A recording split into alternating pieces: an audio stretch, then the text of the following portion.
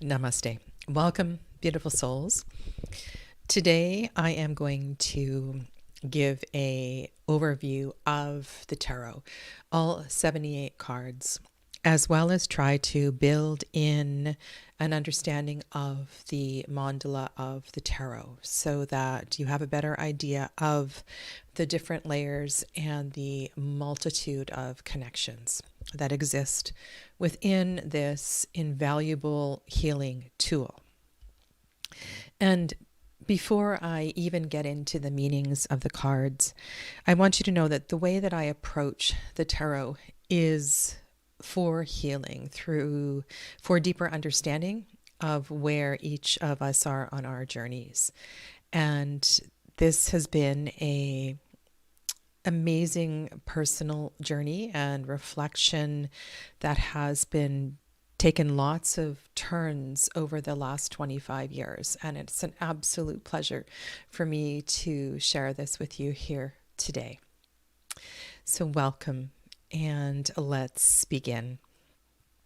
My name is Sadhana, if you're new to my channel, and please be sure to check out more information about me in the description box below, as well as courses that I offer and so forth. I'm going to be using 3 different tarot decks today. On the left is the Wild Unknown Tarot by Kim Kranz, and the version is the current version, which has the colored Justice card. In the center is the Druidcraft Tarot. I'm sorry, I don't have the box here. And this particular tarot deck has been trimmed, which is something that tarot people who collect tarot cards like to do. Sometimes the borders just feel really big on a deck, and sometimes people trim the borders. And so on this one, I did.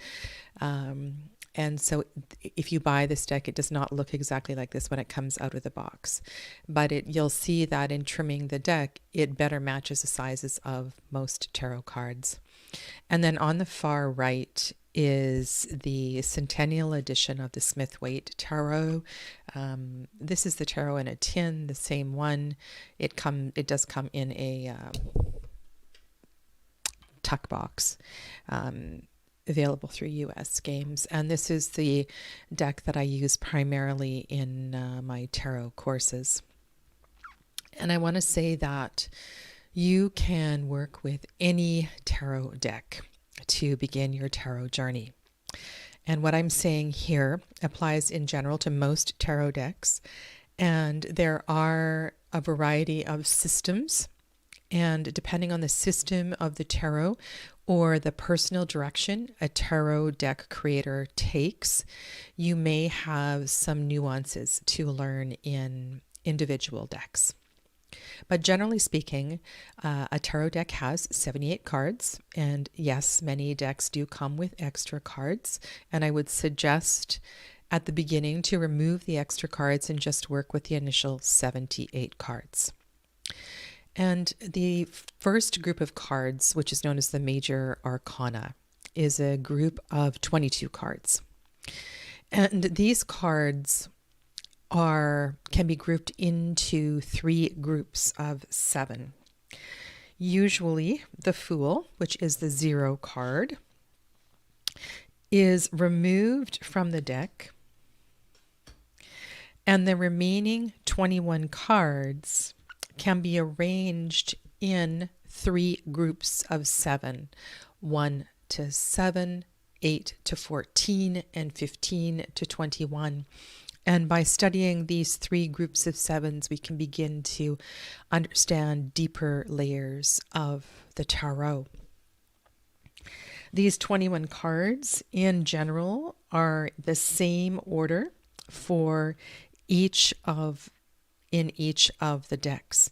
You will see, however, today that as we go through the cards, and I will be going through all 78 cards, that numbers do vary in certain cards, and I will address that when we get there. Okay, so the Major Arcana, this first group of 22 cards, what is this group?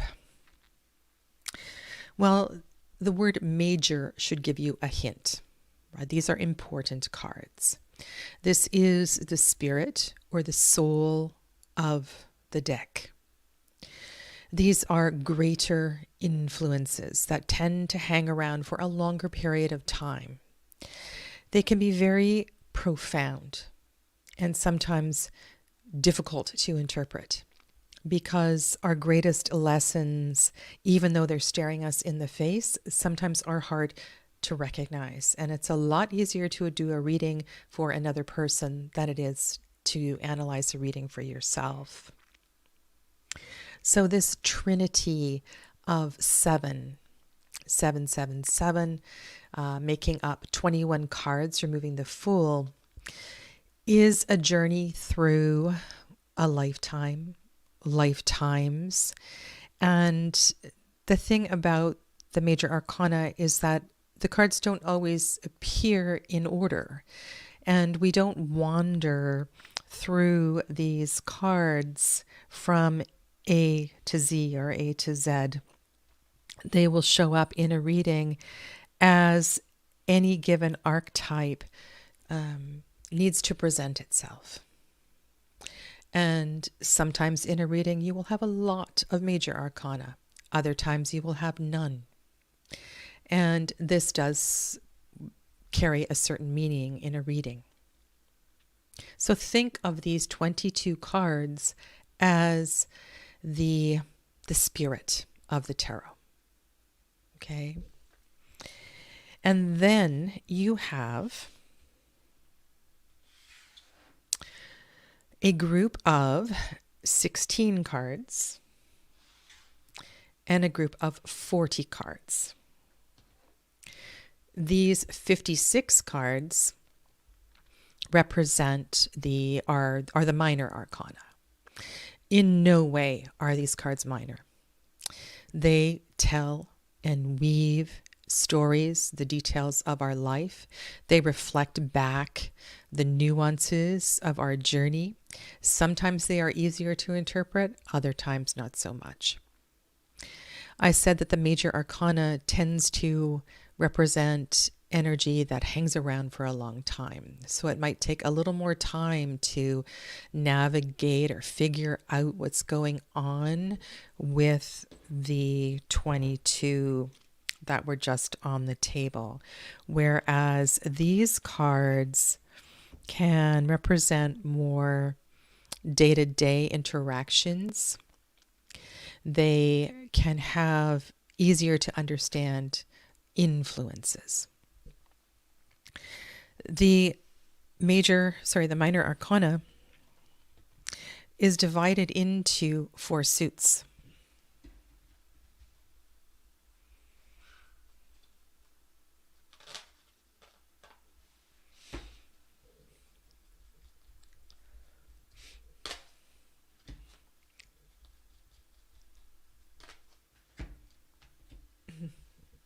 The 4 suits have elemental correspondences. And one of the things that does change in tarot decks and tarot systems is this concept of the order of presentation of the suits. What comes first? Fire? Air? And it's a really interesting conversation that you don't really need to dive into early in your journey. But there is a large group of tarot cards that stick to a familiar system: wands, cups, swords, and pentacles, fire, water, air, and earth. And in this journey through fire, water, air, and earth, we begin to weave connections and understand the relationship among the suits.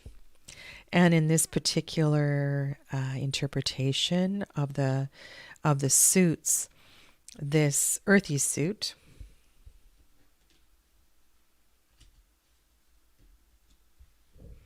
which is known as pentacles or discs or coins, among other things, is one that is very much of this world. It contains the physical realities of life, including our physical body, the objects that are in our life, all of the day-to-day interactions. It's a very real suit, very easy to connect with the here and the now, where the other three suits can have more spiritual meanings. They can have meanings that are a little less tangible. But certainly in this fourth suit, everything is very, very tangible. And I would say that this fourth suit contains qualities of the suit of fire, the suit of cups, and the suit of swords. So these particular suits all have 10 cards, just like in a playing card suit.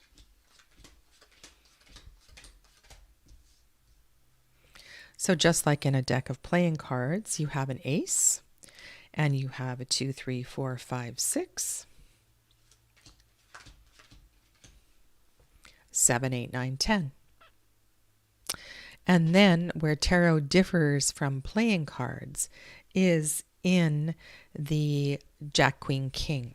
So that part of the tarot, and I'll get out the cup ones for you, is most often referred to as court cards, because in traditional tarot decks, they were named with courtly names, such as page, knight, queen, and king, and this does vary from deck to deck. In more contemporary decks, these names of these 4 court cards has been changed. Sometimes you will see daughter, son, mother, father, and sometimes you will see the most creative of names to help understand and capture the essence of these cards. And so we have 4 suits. Each suit has a card ace to 10, and each suit has a page, a knight, a queen, and a king, though it may be named differently. That means each suit has 14 cards. Okay, so there are 4 times 4, 16 court cards. And there are 4 times 10, 40 numbered cards. Numbers are really significant in the tarot, and it's no coincidence that there are 40 numbered cards and 4 times 4 court cards. The number 4 is foundational. It helps to build structure. And one of the beautiful things and the easy things about reading tarot is that there is a predictable structure, and we can work within that structure to understand and to learn how it all comes together. And this is very different from an oracle deck, and that they don't have a structure. Some of them do, but for the most part, oracle decks do not. And once we get familiar with the structure of the tarot, the 22 cards in the major arcana, the 4x4, 16 court cards, and the 4x10, 40 numbered cards, we can build and weave and start to understand connections among these layers and levels of the tarot. So this mandala has an infinite number of connections. And in studying the tarot and building these connections, we can begin to ask questions to these cards. And these cards best respond when we ask a question.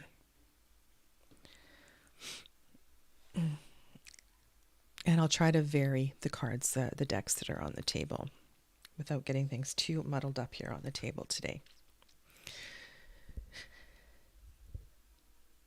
When you are sitting alone and reflecting on your day at the end of the day, or at the top of the day when you're wondering about how a certain appointment is going to go, or maybe an interaction with somebody at work, this is a wonderful time to shuffle your cards and to focus on a question.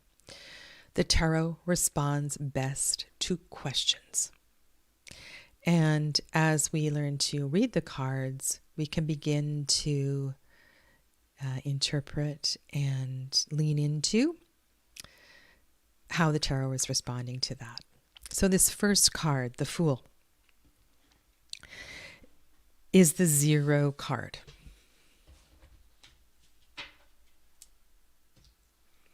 Of the 40 numbered cards and the 22 major arcana, this is the only one without a number. And what does that mean? Well, it can mean that it is everything. The 0, the circle, contains all. But it also means that it is the beginning. And when we look at a Fool card, whether it is an old man, a little duck on a branch, a young boy, a young girl, wandering, usually there's a sense of carefreeness. And nothing can do me any harm. There's a point in one's life where you've made a decision that I'm just going to go and I'm going to do what I need to do. I don't exactly know where I'm going or how it's going to turn out, but here I go. And this is the beginning of a journey.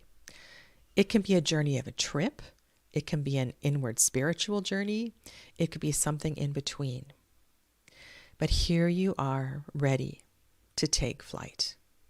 There's a sense of vulnerability, and there's also a sense of courage. And you can see the light in this card. It's a daytime card. There is a beautiful bright sky.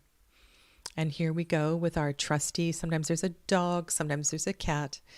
And yes, maybe we're going to fall, maybe we're going to fly.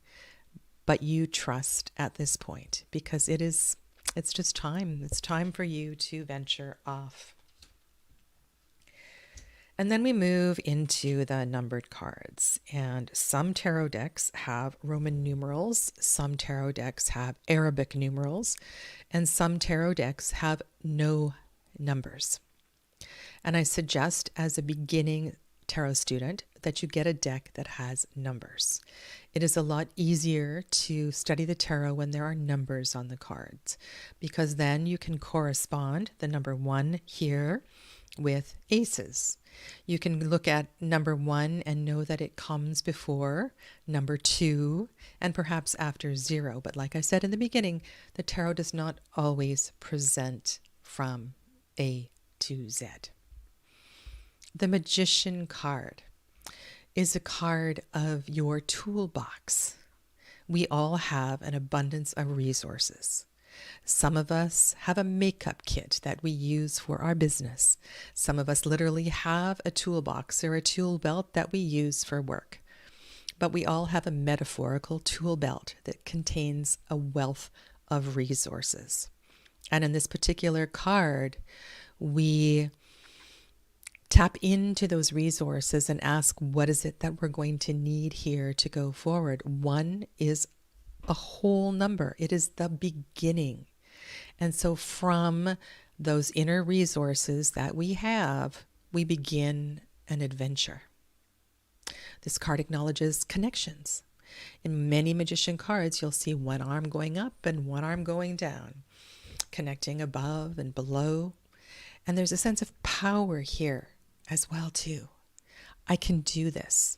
It feels like there is a strength and there's a real initiative here. Remember, above all, this is a number 1. Number 1 also means that you are at the beginning. You're not particularly experienced. And so with the tarot, as you go through the major arcana, you gain experience, you gain wisdom.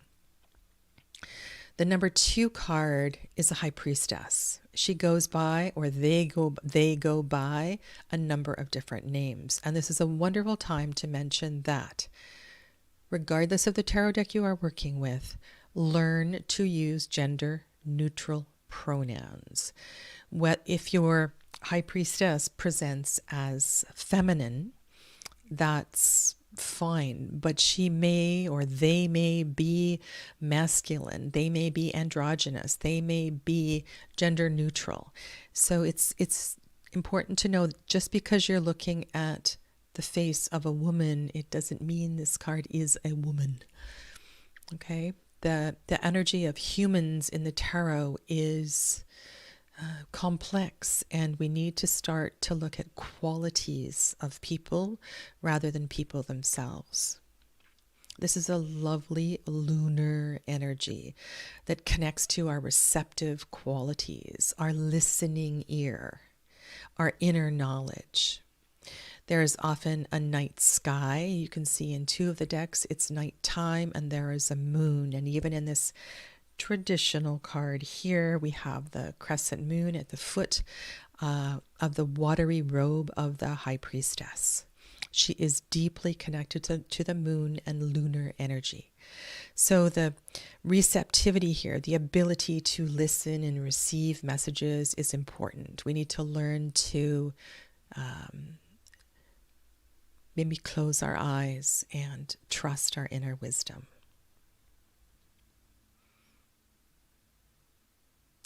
The number 2 is, all numbers are important in the tarot, but the number 2 separates us, right? It takes the 1 and it moves it into 2 pieces.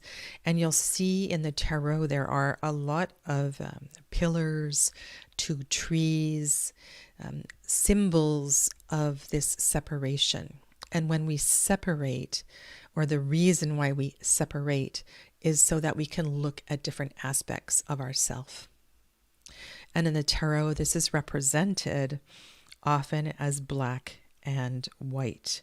Black representing the nighttime, white representing the daytime. And I'm going to get more into the different layers of what that means.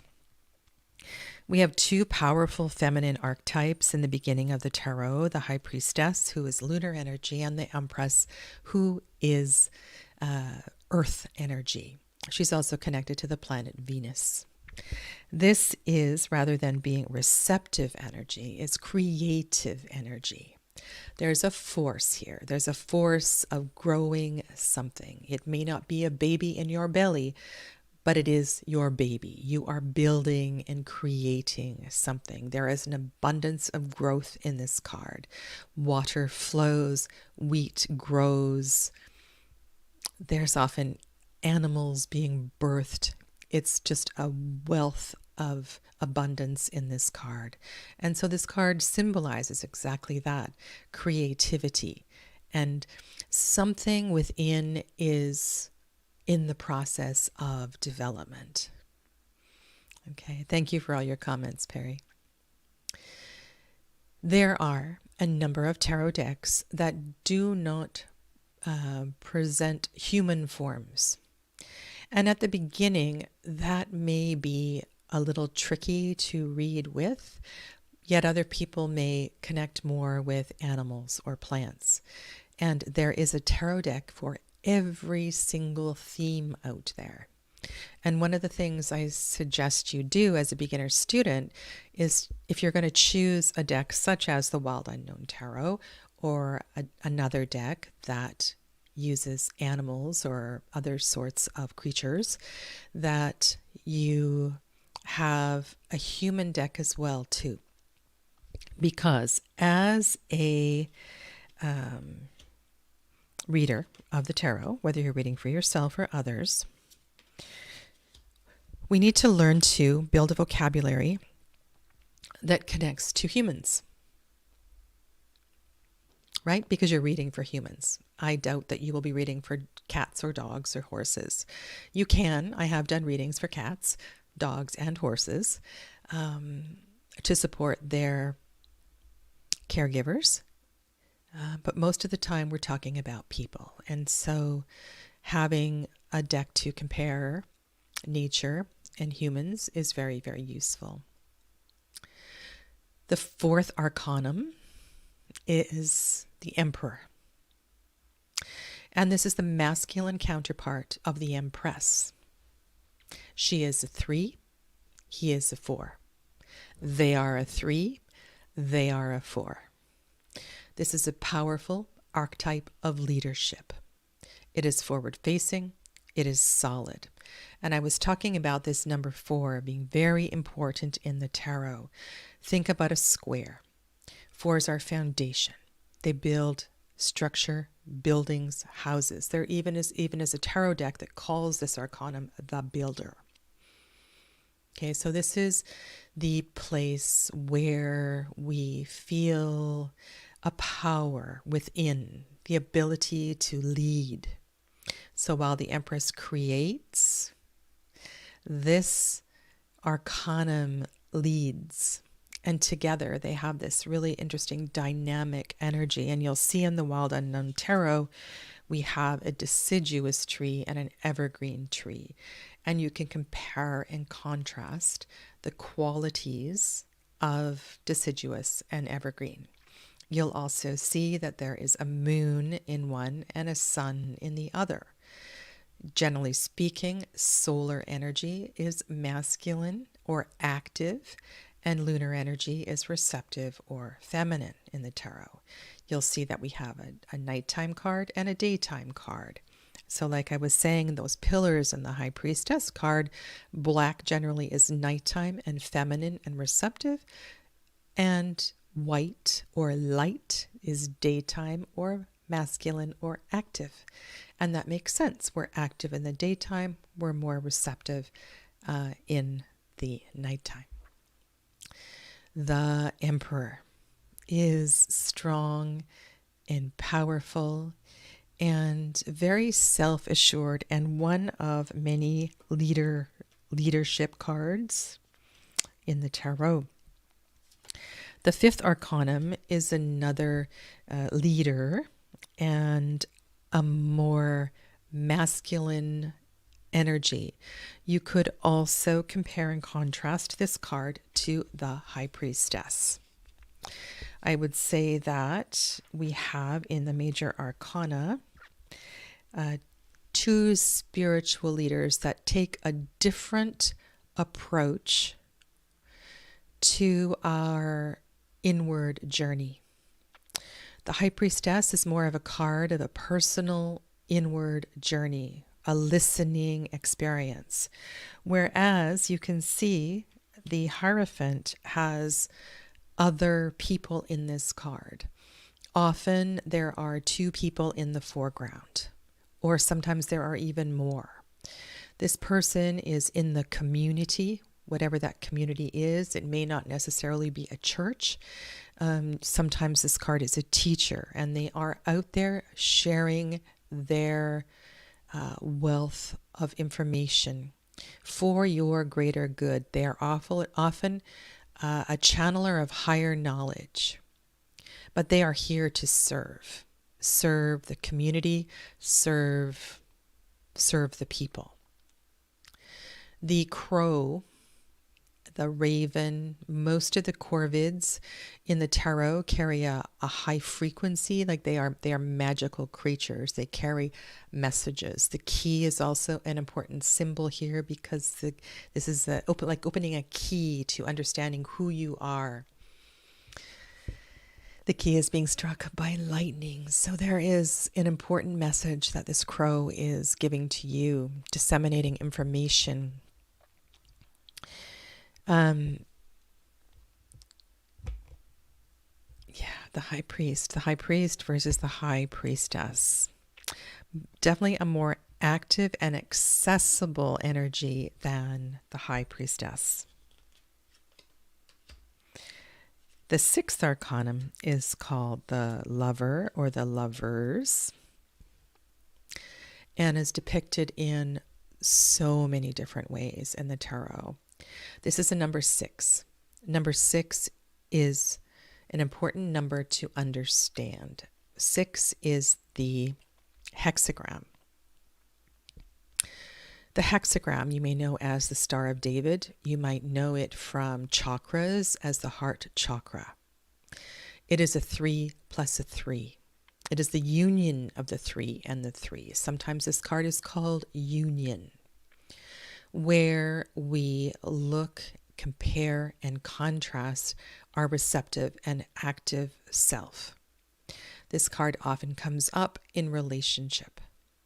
And because I work with clients in a healing capacity, this card always shows up when we need to see relationship in a new light. We need to look at it in a different way. So what is being reflected in that relationship?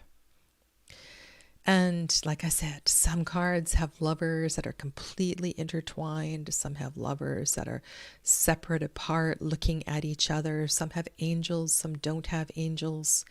But when you think of the Lovers card and you think about relationship, what is it about this relationship that is being reflected at this time? This is still early in the journey. This is not a love of a lifetime that we've come together to, it's a big archetype, but it's still very much exploring your journey. Certainly it can reflect peace. 6 is a perfect number. It is the number of the heart chakra, but can also be a very challenging card. 7 completes the first group of 7. It's a very significant card and a very significant number in the tarot, as it is in numerology. We have 7 days in the week, 7 chakras, and I'm sure you know many other associations with the number 7. This card, often forward-facing, often has a charioteer with 2 horses or 2 sphinxes. Sometimes not. Sometimes they are flying through the air, sometimes going through water, and sometimes not moving at all. However this card appears, it is a strong, powerful energy about going forward. There's a sense of knowing here that is not known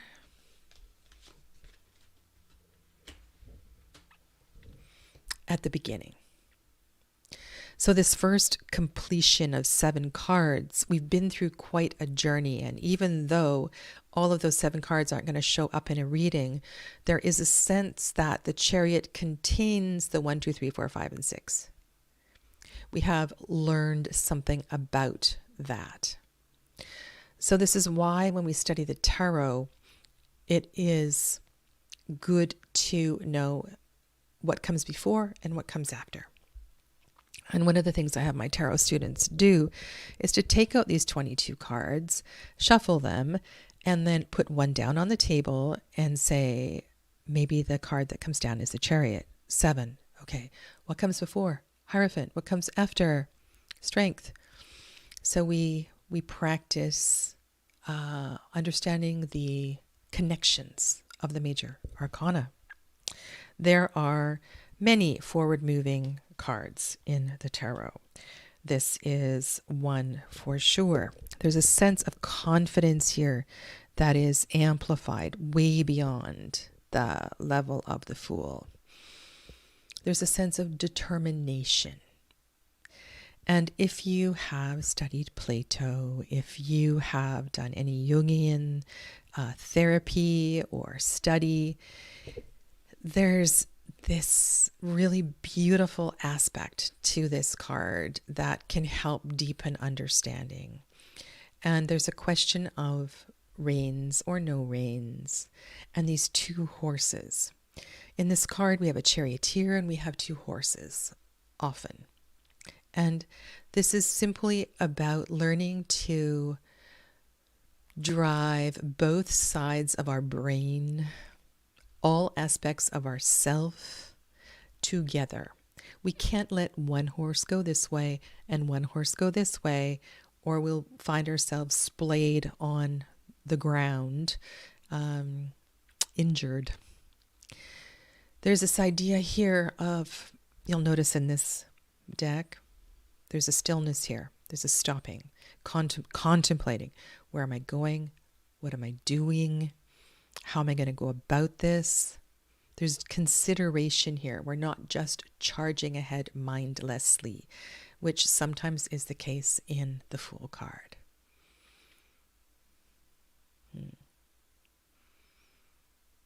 Yeah, and then we have that black and white thing again.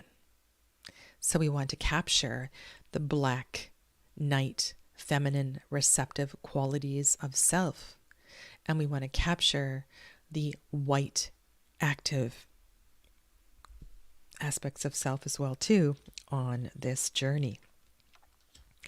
And then the tarot goes in a few different directions,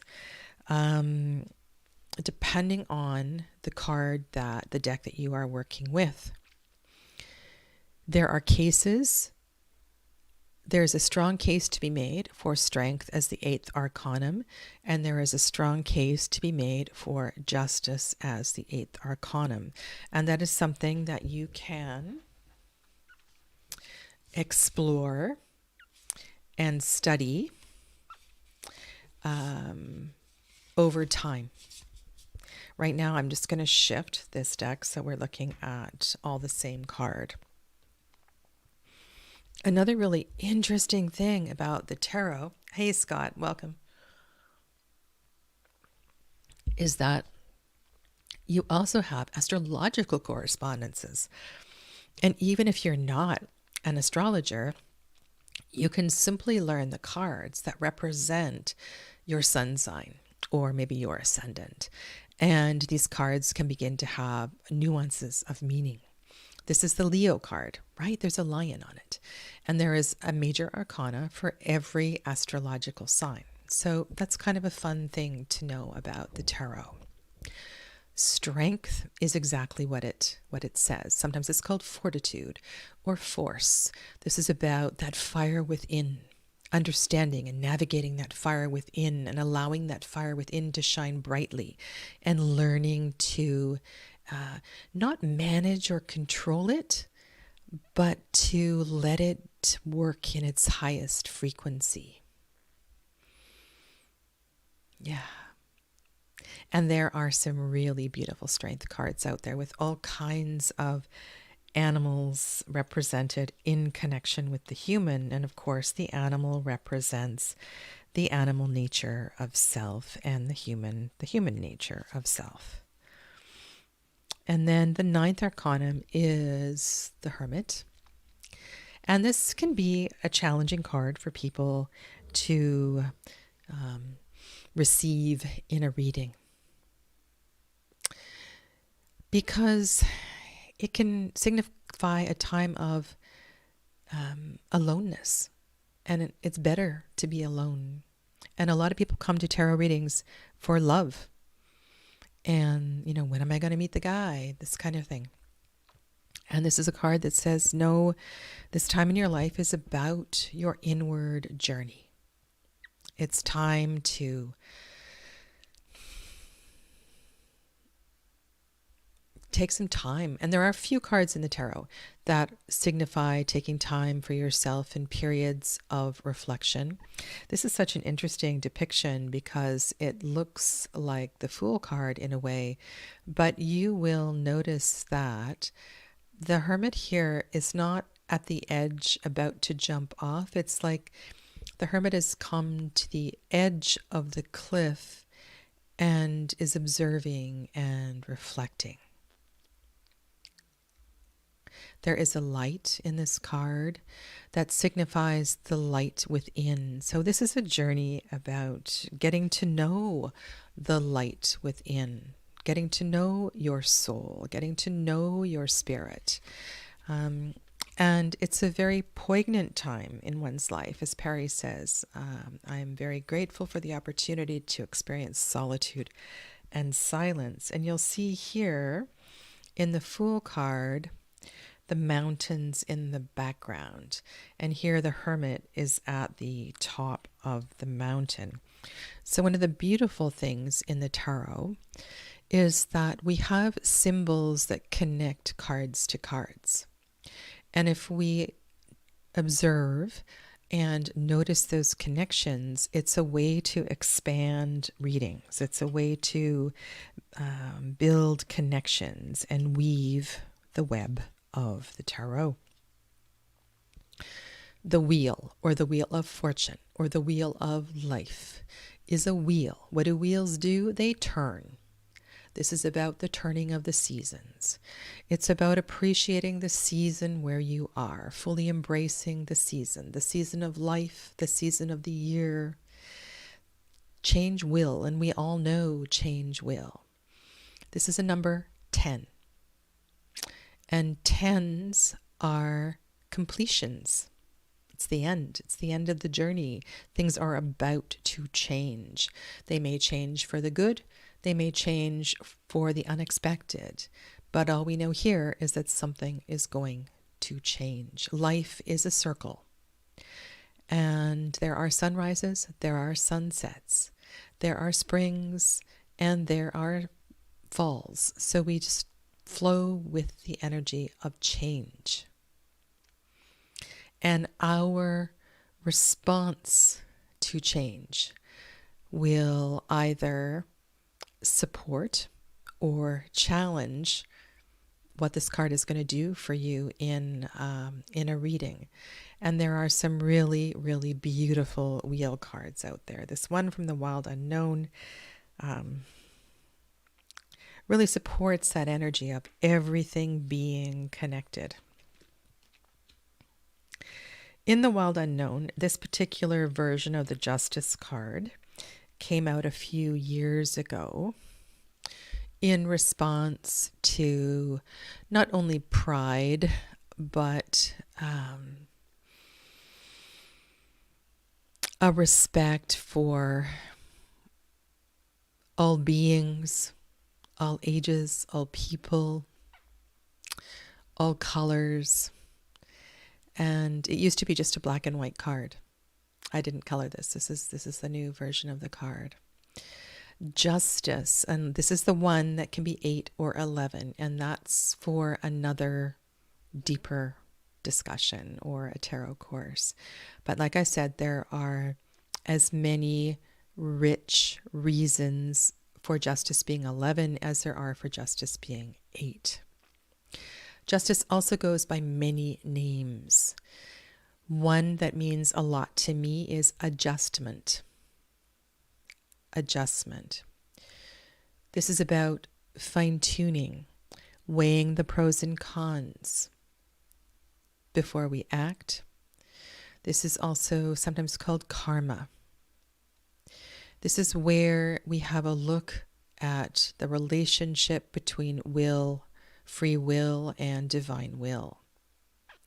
It's a really powerful card. And yes, sometimes it can connect to the legal justice system, but more often than not, it is something to do with these adjustments that need to be made in your life in order for things to get back to equilibrium. And as a 1-1, of course, this points to a weighing, and often you will see scales in this card. The scales of justice. The Hanged Man, the Hanged One.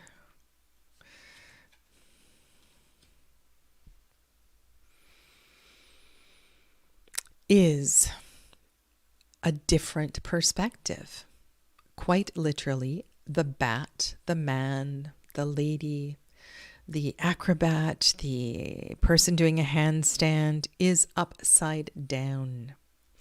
It's time to look at things from a different perspective. Sometimes distance is absolutely required here.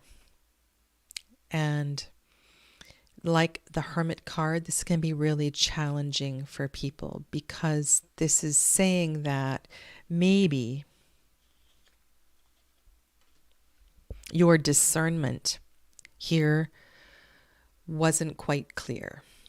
So it's time for you to step back and gain a different perspective. Sometimes there is quite literally a need to let go of something. When you hang upside down, you know, everything's going to fall out of your handbag. Everything's going to fall out of your pockets. So there's a vulnerability, sometimes a bearing of the soul here.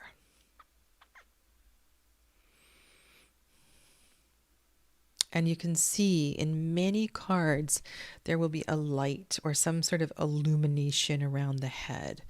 And the message here is that with this new perspective, we will begin to see things more clearly. The light will dawn. The light will dawn. We will see in the dark.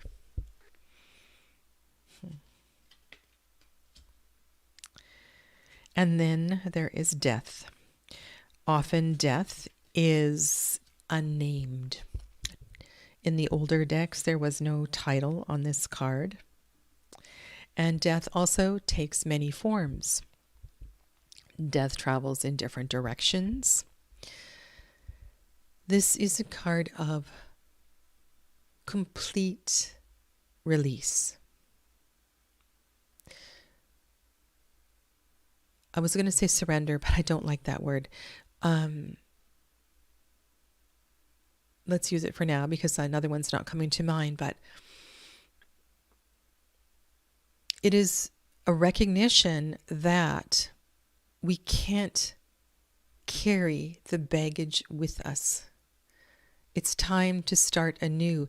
If you want to enter into a new relationship, you can't keep all the old love letters.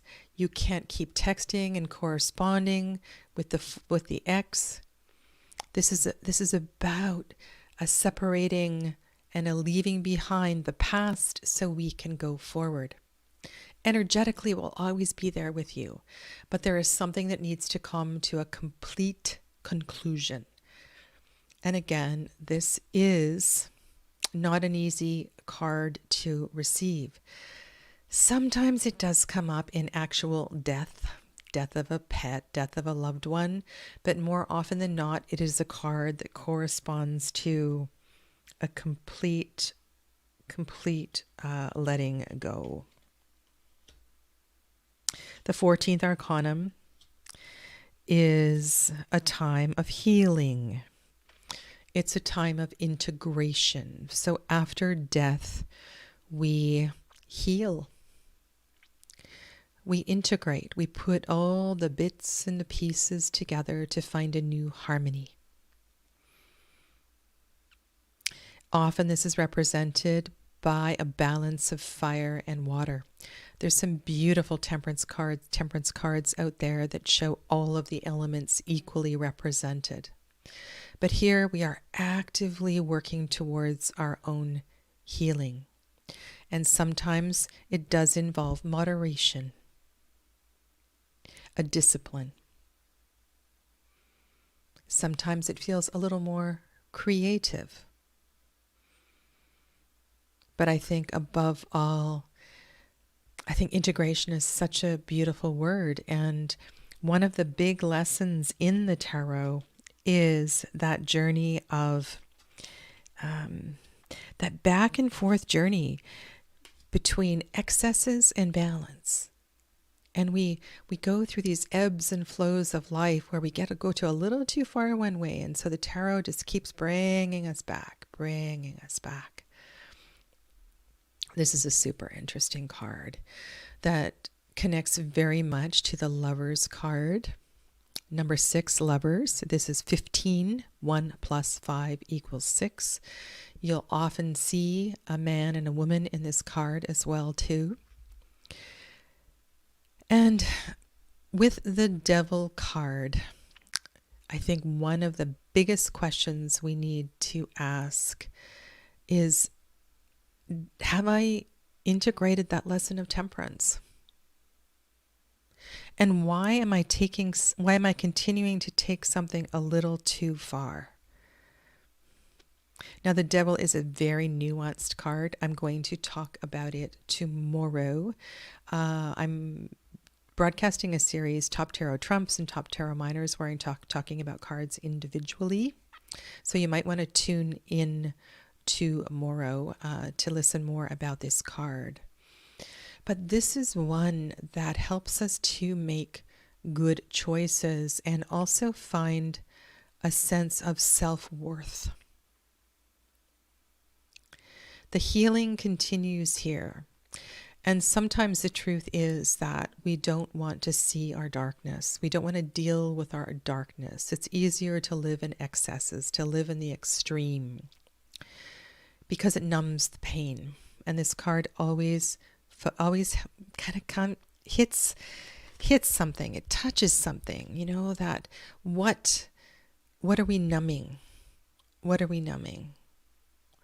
And the action, whether that is too much sex, too much alcohol, too much online shopping, is a security blanket, right? To cover that which we're not looking at. And then once in a while, this card says, let go, live life. Just cut those chains, cut the restrictions that you are self-imposing, and have some fun. And there is a there's definitely a conversation to be had in connecting both of those interpretations of the Devil. This is a status quo changing card. And yet, I guarantee you that it doesn't come as a surprise. You'll hear a lot of readers say, this is going to come out of left field. I don't think so. I disagree. I think you have felt the rumblings of this earthquake for some time, and you haven't been dealing with it. Hello, Saskia. Welcome. And so everything's going to burn to the ground. You're going to lose a lot. Yet it is most definitely a time of rebuilding, rehealing, changing direction in life. And you will feel vulnerable for sure, but it is a time where, and it's going to take time because you may not see this now. It might just feel really, really awful. But I promise you, down the road, things are going to feel a whole lot better. This is the card of not just something's got to give, but a lot. And you, like I said, you've known this for a while. And then we come back to another card of healing. So after that difficult card, you'll notice that in the tarot, we go, these cards flip and flop, but sort of between night and day. A slap in the face and a hug. And so here again, we find ourselves alone, out at night, with the cosmos. It looks a little bit like the Temperance card. It's a card of purification. It's a really quiet card. And that's another really fun thing to do in the tarot, is to divide the cards into quiet cards and noisy cards. And this one is definitely quiet. Another card of inner reflection, healing, purification, peace. And sometimes one of my favorite tarots has the Fool on this card, and the Fool is seen in a much different perspective. You're looking way, way out. The Fool is tiny, tiny, beginning again on this new journey. So this card indicates a fresh start, and is often given the word hope. And then the next two major arcana, we can compare and contrast. One is moon, one is sun. So 18 is moon, 19 is sun. Moon is night, sun is day. Moon is receptive, sun is active. And this lunar card, you can think of anything to do with moon energy. In the light of the full moon, sometimes our shadows, our challenges are illuminated. So we wander this path, and often you'll see a clearing, and even there's a path on the card indicating we carry on, and we journey with our shadow. You know, part of this understanding of the tarot, it's not about divorcing our shadow. We don't want to leave it behind. We don't want to. Our challenges inform who we are, and this is very much a card of embracing that, right? Embracing that.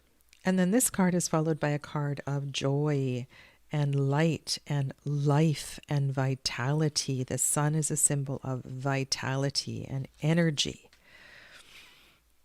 And so we look to this source. And generally speaking, the sun is going to illuminate and bring positivity to all the cards around it. Of course, it can scorch and burn if there's too much fire in the reading, but generally speaking, it's happy. It brings new life. It's a sign of growth and positivity and all things that the sun, that you feel when you're out in a sunny day. And then we have a card called Judgment, or Rebirth, or Awakening. And this is a tricky one because I often pause here and I have a little bit of conversation with the querent. Because this card is going to indicate you're taking your life to a new level. It's like leveling up in a game, especially if it's a major level. And we might not quite be ready for that. And often at this time of life, we may be changing friend groups, shifting occupations. Something major is shifting here. And it's the second to last card in the major arcana. So it's almost like it prepares you for an ending or a major shift of energy. Did I say it was called awakening sometimes? Right? It's like, you wake up and smell the coffee and you realize you can no longer do this. But this is your decision. And again, another kind of quiet card. It's a very celestial card. It's often connected with Pluto. So it's a major force of change. And so when this card comes, I think due reflection is needed, and sometimes a pause for preparation. And there is often a spiritual lean to the card as well, too.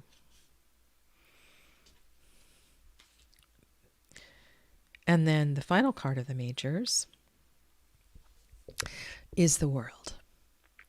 And here is a portal through which you are about to enter. This can be a card of retirement, graduation. You're moving on and things have come full circle. It's a good card. And I think it's also an honoring of life. I'd say this card says it's important to have the retirement party. Pat yourself on the back and acknowledge this journey, this wonderful journey that you have been on. This is not a card to rush through.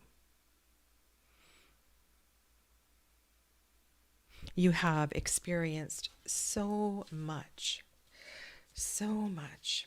And here, you're not the little duckling that began this journey. You've changed. And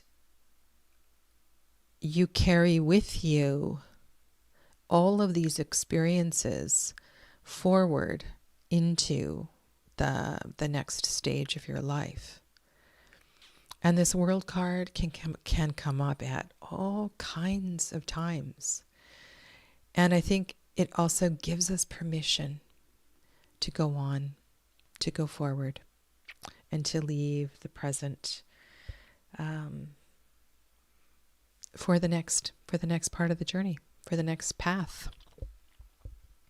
So these are the 22 majors. And in a tarot reading, they are definitely, they have a magnetic energy to them. So what I mean by that is, regardless of other cards on the table in your spread, or where these cards appear, your eyes will be drawn to them. They are highly significant, even if they're not the first card or the middle card. They are important. So we want to look to the other cards as a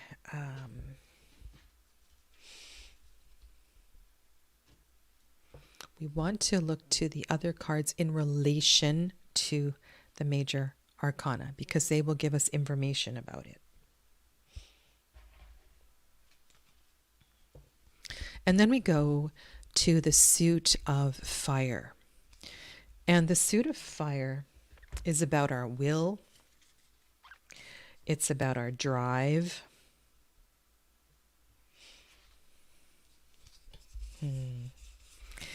Fire. Fire is creative. I should be able to find all of the cards. Fire is creative.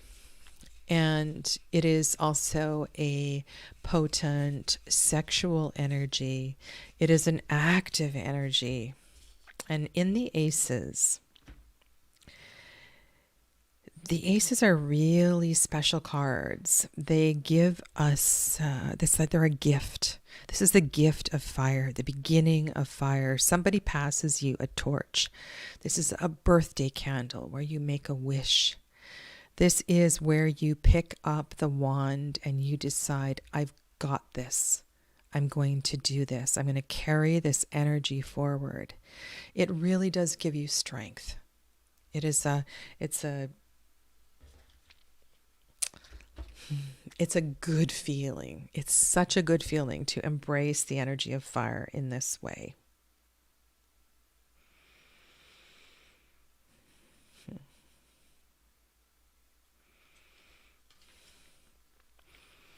Over the years, I've had different visions of the relationship of the 1 through 10. The aces are whole and powerful, and then they get broken apart. And then we look at their pieces. So in the 2 of Wands, this is not 2 aces of wands. This is half, right? It's half of it. It's divided. And I said before in the High Priestess card that 2s can be about separation. We take something apart so we can look at it. We can weigh the pros and cons. And here it's like there's a portal opening. And with this card of with this suit of creativity and will, we have a decision about what it is we're going to create and where we want our will. What is our will? And often you will see the wands straight up and down in the card. This is a really unique depiction that brings the tips of the wands together in that red color, that heated color. And you may see red as root chakra and family. You could see red as intensity. But there is consideration here. There's consideration of the two sides. There's planning that goes on here. And there is also an opening, an opportunity through this reflection. In the number 3, the energy begins to build. And that which we were planning is now in the creation phase. It's not created, but it is creating. 3, like the Empress, the baby is in the belly, right? It's growing, it's building. We see it. We see the process of our good work. Our ship is coming in. We can look through this portal here and see the connections of everything coming together. 3s are a kind of magical energy in the tarot, and they are often connected to trinities, triumvirates. And so that layer might feel right for you. And especially if in a reading you have other 3s, 6s, 9s, major or minor. This is super interesting here because we are in a fire suit, wands, and yet the wands are arranged in the shape of a cup, and we see the creativity building through that. So that speaks to the cup, the womb, the creative energy in there. This is a very clever card. 4s symbolize stability. So this is the stability of your creative endeavors. One of the things I didn't say was that this particular suit also is your great work, your dharma, your life work. So there's a connection here with will and thy will be done. And so there's a foundation here of something that is setting you up for greatness. There's a comfort and a solidity in the 4s. Sacred space, perhaps, a building of some kind. And it's lovely when we have open walls and open windows. We want to be mindful that in 4s, the energy doesn't get too condensed. But the 4s also connect to the Emperor card in the major arcana, and they symbolize great things and great things to come, and building of powerful foundations. The number 5, and all of the 5s in the tarot, the minor 5s, present challenges. And these are not insurmountable challenges. These are challenges through which we grow and expand. And this is 5 of fire. It's confrontation. Sometimes it's for the sake of just fighting. We fight for the sake of fighting. We feel a little fiery. We are up for a good challenge. It feels feisty. Sometimes there is provocation, aggression, anger, but sometimes there's just a good sweat here.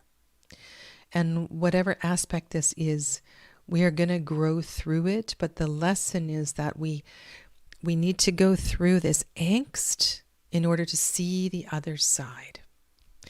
And what is on the other side is a return to the 6. And every time we come back to the 6, we find this place of peace, calmness.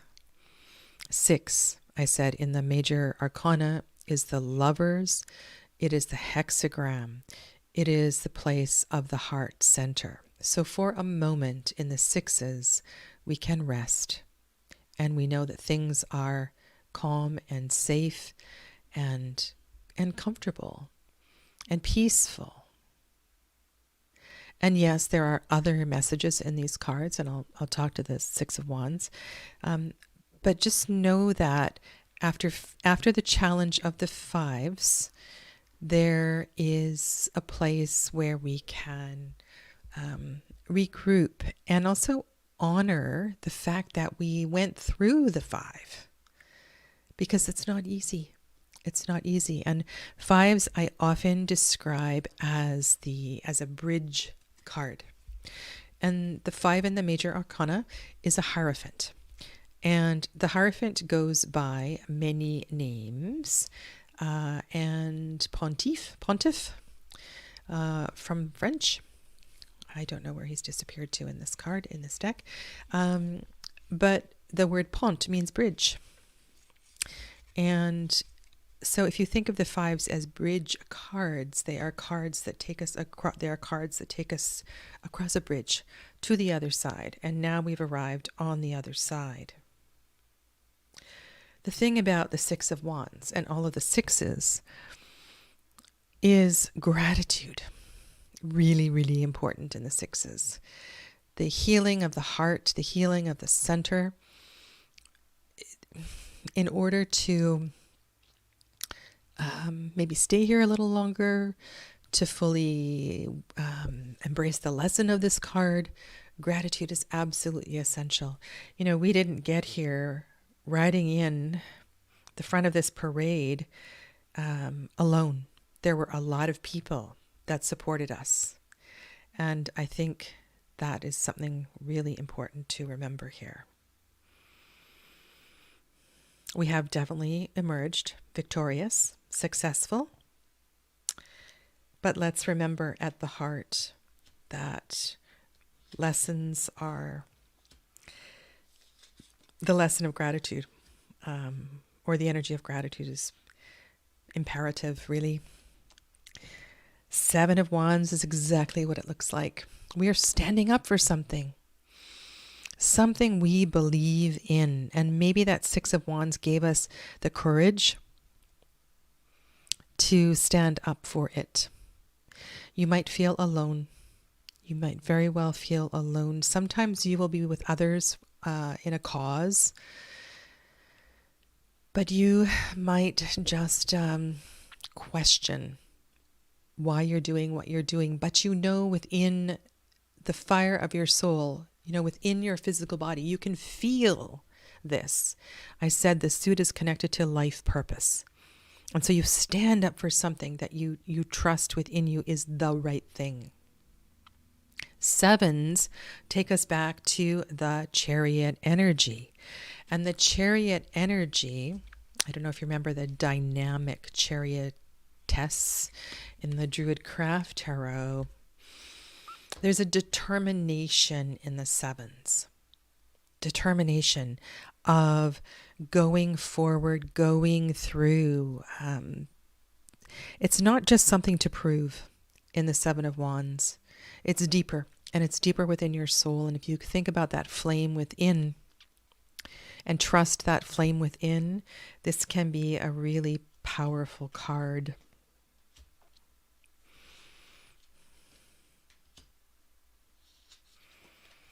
This is a super interesting card. Eights. So you can think about eight. Think about the lemniscate shape, the infinity symbol, and that flow of energy. And, you know, when we circle back to the other side, we're never really quite the same as we were. And I like to think about it as going up and up and up and up and up and up. And that energy of the eight takes us to another place. Things are changing in the eights. We're really showing progression.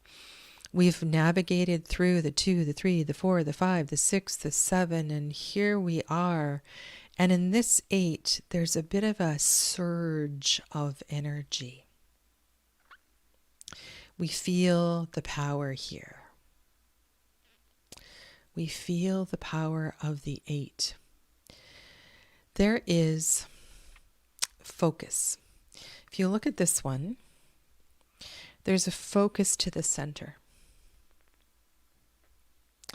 If if you look at this card, all the arrows are flying parallel to each other. They're not going all willy-nilly, right? There's a focused energy here. And as long as we focus, this will carry us forward. Yeah, there's an intensity here, and often this is one of very few cards that doesn't have a human on it. For those of you that connect with Sagittarius energy, I mentioned that the major arcana, there's one card for each zodiac sign. And in the minors, you can also work with zodiac energy. And this is the first card of Sagittarius. And if you know about Sagittarius energy, there's a spirit, there's a fire here, and this surge of energy can really help to carry us forward. So focus. Focus on where you're going and how you are executing this. It's often called speed or swiftness or something like that. And as long as we have the discipline to not rush too quickly, I think it can be a really positive card. Now you can see the steps in the Wild Unknown Tarot, and there's a pause in these two cards. Often the figure in the card is bandaged or injured in some way. And I'll say to you that no hero goes through their journey unscathed. Here is where we reflect on our life, on our path. Come back to that notion of the suit of wands being the suit of your great work. This is the great work of your life. And we need to take time to reflect. 3s, 6s, and 9s may carry a spiritual quality to them. 9, if you think of the number 9, you can think of ripeness, fulfillment. This is a culminating energy before the end. The 10 is the end. So we just stop here and we reflect. Because when we go forward in this particular suit, we have some decisions to make about how we're going to wind this up. And the reflection here is so very, very important.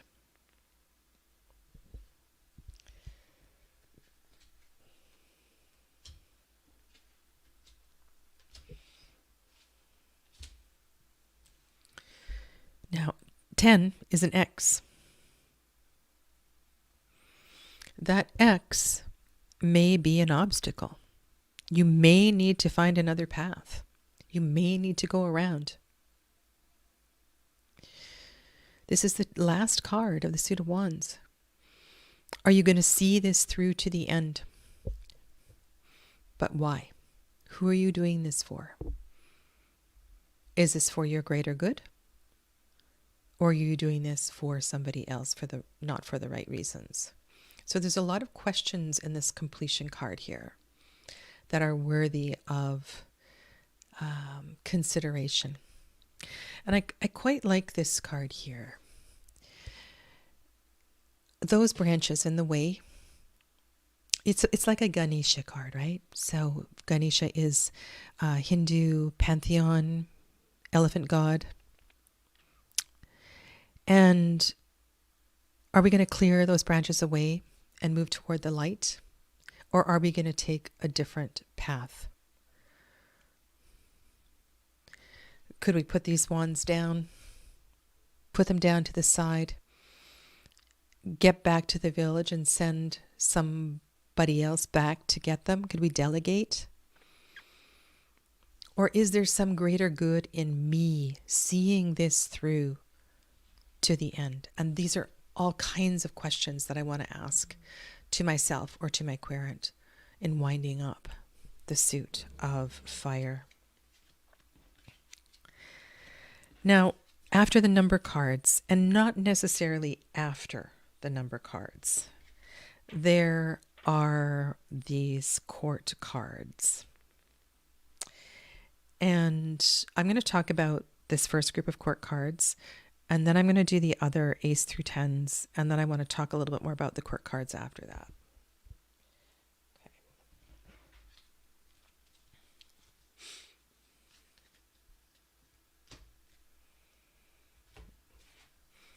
Like I said, there's 16 of them. And you have experienced all 16 of these at different times in your life. You have been a Page of Wands, you've been a King of Wands, you've been a Knight of Cups. And if you think about these 16 court cards as 16 aspects of yourself, not necessarily all at the same time, but different points in your life. The pages in general are youthful, or a youthful energy. They have a fresh perspective, a fresh mind. They're not weighed down by expectations or family or society. They can be spontaneous, and they're just lovely, lovely energy, because they do what they want to do for the most part. And sometimes that can be dangerous in their naivety, but other times it just feels like it's wonderful as an adult to receive a page card, because it gives you permission to go back and do it in a fresh way. And so all the pages also may indicate an education of some sort, depending on the suit. So this is Page of Fire, Page of Creativity, Page of New Direction. And at any age, this can come up for you. The other piece here is with the pages is that, because I do a lot of healing work, I find the pages come up when we need to heal our inner child. We need to go back and put a hand around the little me, and to work with the little me, and to say to your younger self, I've got you, and I'm going to help you with this. And with this, we're talking about what you want to be, what you want to do. I wonder if the Page of Wands showed up because you were told a long time ago that what your dreams were, what you wanted to be, what you envisioned your great work at, was not what we do.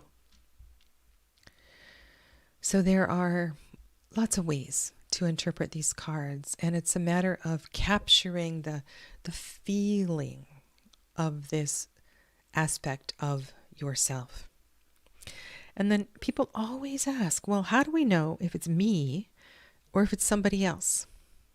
And the answer is simple. The people in your life who are closest to you are mirroring something back, so you can learn that about yourself. Now, we can't always figure that out, and sometimes that's darn hard to see, but it's the truth. So, Knight of Wands. Really exciting energy. This is a little volatile. It can be dynamic, adventurous. We have a lot of fire here. We have active energy. It's definitely active. And so this card could come up when you are being stagnant, when you need that spark of energy to literally move, or you need permission to say yes to buying that ticket for a journey, or submitting your application for a competition. The knights in general, knights, sons, princes, they can also reflect a spiritual quest. If you think about historically what the role of the knights were. And so there is a journey, a possible journey here, and it can be inward, it can be outward, it can be a trip at all kinds of different levels, but it's connected to our will, to our creativity. And the thing about learning the tarot is that spending time building vocabulary for each of the elements is absolutely essential. What does fire mean to me? How do I respond to fire? What do I know about fire? What is my comfort level with fire? And the more you get to know the element, the easier it will be to understand what a card means now. This is really important because this is not about memorizing meanings of cards, because card meaning is going to change from reading to reading, from day to day. It's about understanding feeling the card. And here we have a powerful figure who is confident. Again, here's the kings and queens. These are leadership cards. These are strong cards. In the tarot, generally speaking, the mothers are all connected to the element of water, so they do have a quality of receptivity, and the fathers are all connected to fire, so they have a quality of activity. There's a cultivation here in the queens of, they cultivate this environment. And so she supports an environment of fire. She supports an environment of action. She supports strength and power. And she's going to help you to know your power. And you can see the snake protecting the eggs. I think for the most part, she will know not to crush those eggs. Like she knows her strength. The kings and the queens know their element really well. And so she creates this heat, this nest, in order for the eggs to grow and begin their own divine journey.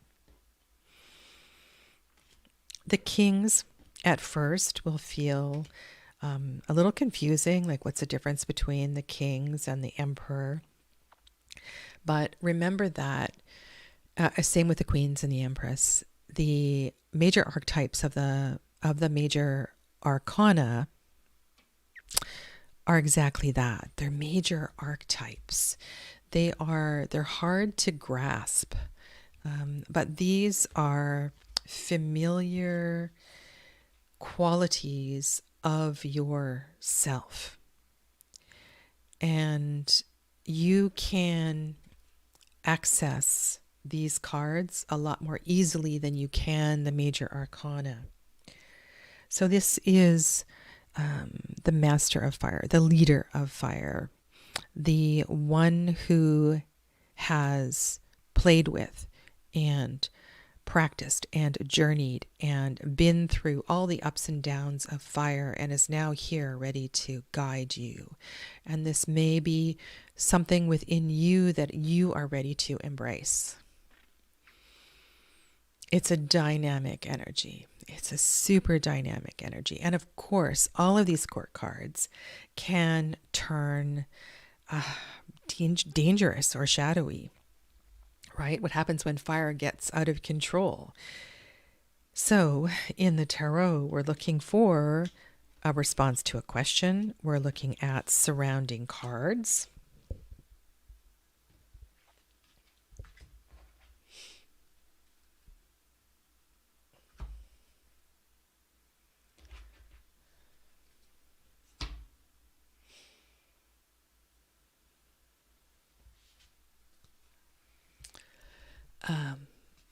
Yeah.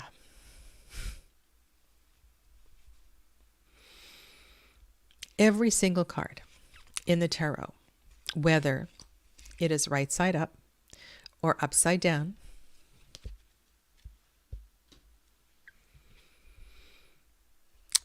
can contain a very positive meaning or a very challenging meaning, and everything in between. It's about this, you can call it a mandala, you can call it a web of correspondences. And we look for common symbols, we look for color, energy. And I repeat, it's not about memorizing meanings. You can feel your way into a reading. And when I'm all done here, I will do a couple sample readings and demonstrate how you don't need to memorize the meaning of every card. And the very best advice I can give you is to throw away the little white book and don't use it. Don't use it for a year. Don't use it for 6 months. The second piece of advice is to not have more than 2 tarot decks for at least a year. Work with the same deck. Really get to know it. You don't need to start amassing a huge library of tarot decks. This is the card I talked about today in Top Tarot Minors. Again, an ace, right? So aces are the beginning of a journey. So the Suit of Cups represents emotional energy, watery, flowy energy. Water connects to our receptivity. Anything connected to the moon. You can use the word feminine. And here we are presented a cup. And the water often is overflowing. There's a divine essence to all of the aces. A beautiful potential here. The potential for love, the potential for a deeper understanding of self. And I did mention the Holy Grail, which can be a metaphor for you finding yourself. You know, what is your Holy Grail? What is it you are seeking? And this card can often give pause, because here it is. Your cup is being presented to you.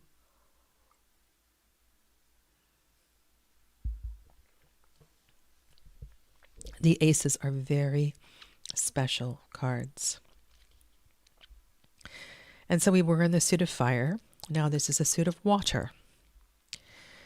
And when we read the suits in that way, fire, water, air, earth, we go masculine, feminine, active, receptive, active, receptive. And there's this dance in the tarot between night and day and night.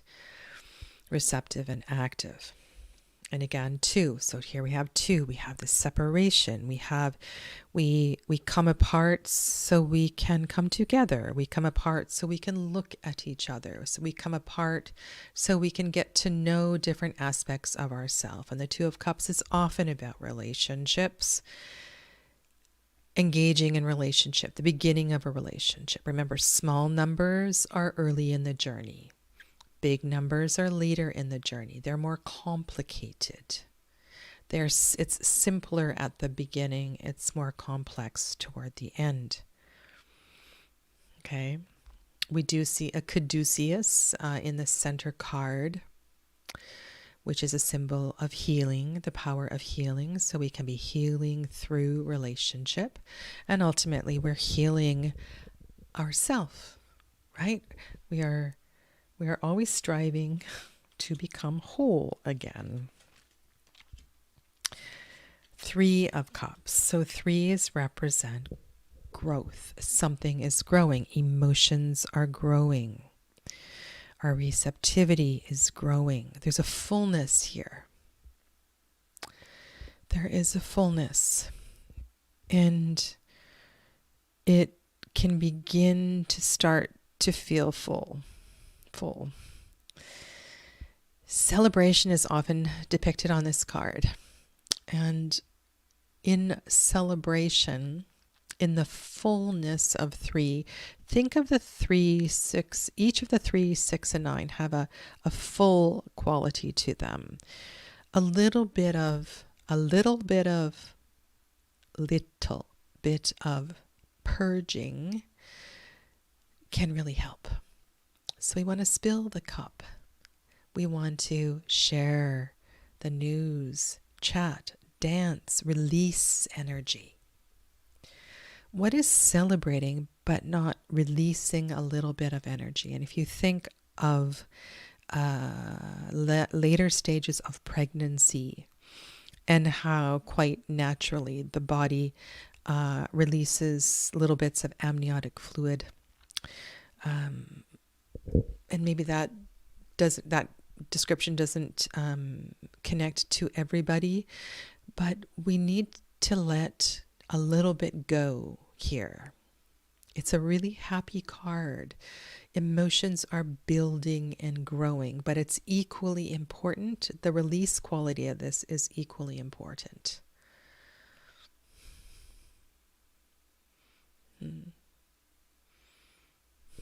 Sharing is a powerful thing. It really is. Okay, so then we get to the 4 of Cups. This can be the hangover from the previous card.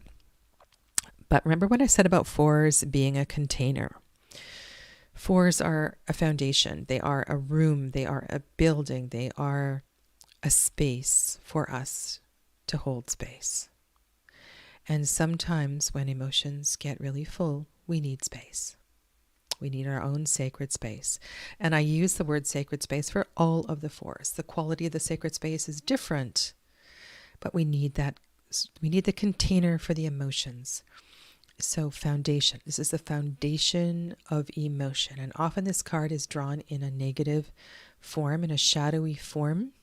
So you'll see, right? I'm refusing a cup. That's because I'm full. I don't need any more. Don't you share any more emotions with me. I'm up to here. But it can also represent the inability to accept support from others. I get a sense with the rat over the cups that I'm covering up. You know, there's no room for any more. And I mean, I guess in different cultures, rats have different energy. But in general, it's not a good sign. It's not a clean sign. And then when you take that, you start, and if you get stuck in a card, you just start talking, right? So what's happened here? The water has become stagnant. That's why it's dirty. We need to take the plug out of the wall and let the pond start to flow. That makes sense? Hello, Matt. Okay, so in all of the 4s, be cautious of stagnancy, especially this one. And then, like I said, we get back to these bridge cards, the 5s. And the 5s are going to take us through something hard, challenging. And this one, another card of letting go. We usually have some spilt cups, some full cups. We're looking back at something kind of poignant. And the truth is, it's time. You know, there's some goodness here. If we capture the goodness, then we can go forward. And in order to cross the bridge, we need to focus on the blessings. Focus on the cup half full, not the cup half empty. There is, for our betterment, for our greater good, a darn good reason to carry on here. And like I said, all of the 5s can be really challenging. So you want to look for the answer. You know, what does this figure have its back to? Hello, welcome to Beautiful Lioness. What does this figure have its back to? What is this figure not paying attention to? One of the things you can do from the very beginning when you start to read the tarot is to look at who's paying attention to whom and who has their back to what or whom. And that is something that's very easy to read. And here you see this figure has their back to two upright full cups. So, yeah, this can be quite a overwhelming, sad card. And it's time to find the bridge. And we actually see the bridge in this card.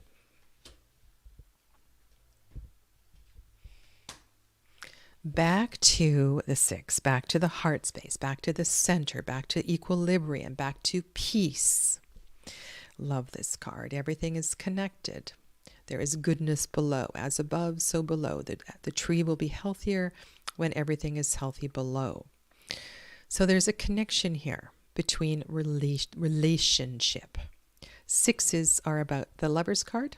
So you remember that one? The Lovers. In the major arcana, in the Druid craft, we saw the couple embracing out in the wild. In the deck in the center, we saw them standing side by side. And so what's the connection here? The connection here is about relationship. Looking at and reflecting on relationship. And here we often capture memories of the past. I love this card. I love how this person is looking at perhaps their children, reflecting on their own childhood. It can be a card of happiness, joy, peace, contentment. It can be a card of nostalgia.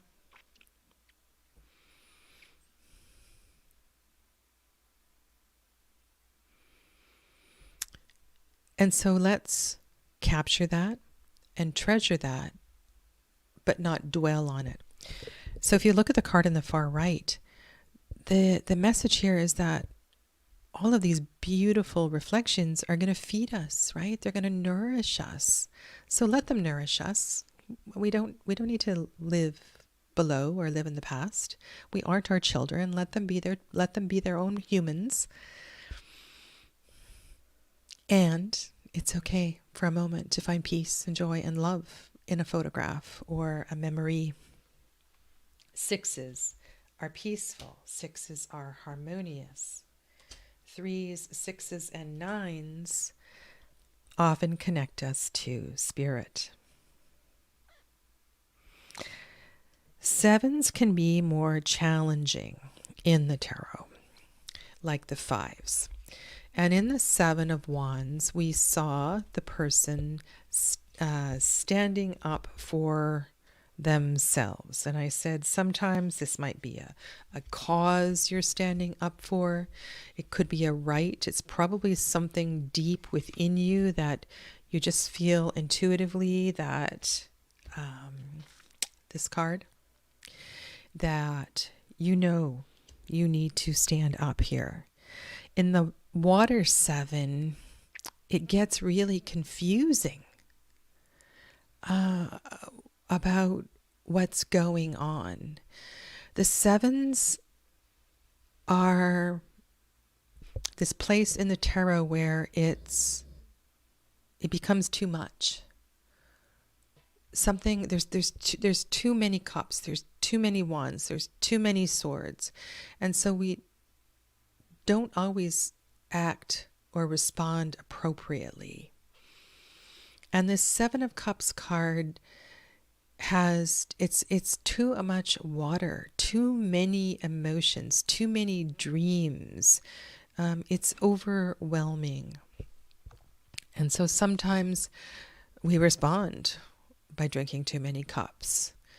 And this feels like an amplification almost of the Four of Cups. And maybe this is a response to not processing things well in the Four of Cups. And this is another example of how we can begin to weave the story of the tarot. We want to look at the journey through each of the suits and understand that as the water or the fire or the air or the earth become more and more and more and more and more, things just become more confusing and more challenging. And it's not an easy place in the sevens. It's important to live life and embrace life, and being acting here is also going to be very important. So do we choose one cup? Do we turn around and go the other way? And something that can really help when you're learning the tarot is if you get stuck on a card, you want to go back and find its corresponding major by number.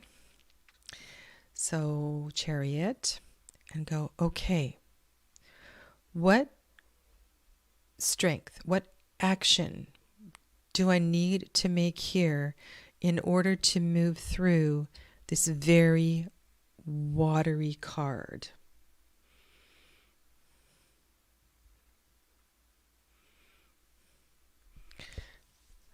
Sun, Moon, 6 cups upright, 1 cup upside down.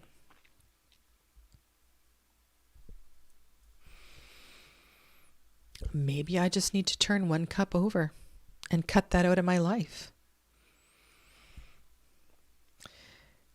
Again, another card symbolizing this balance between day and night, action and reflection. There's too much reflection here, too much water. We need to do something.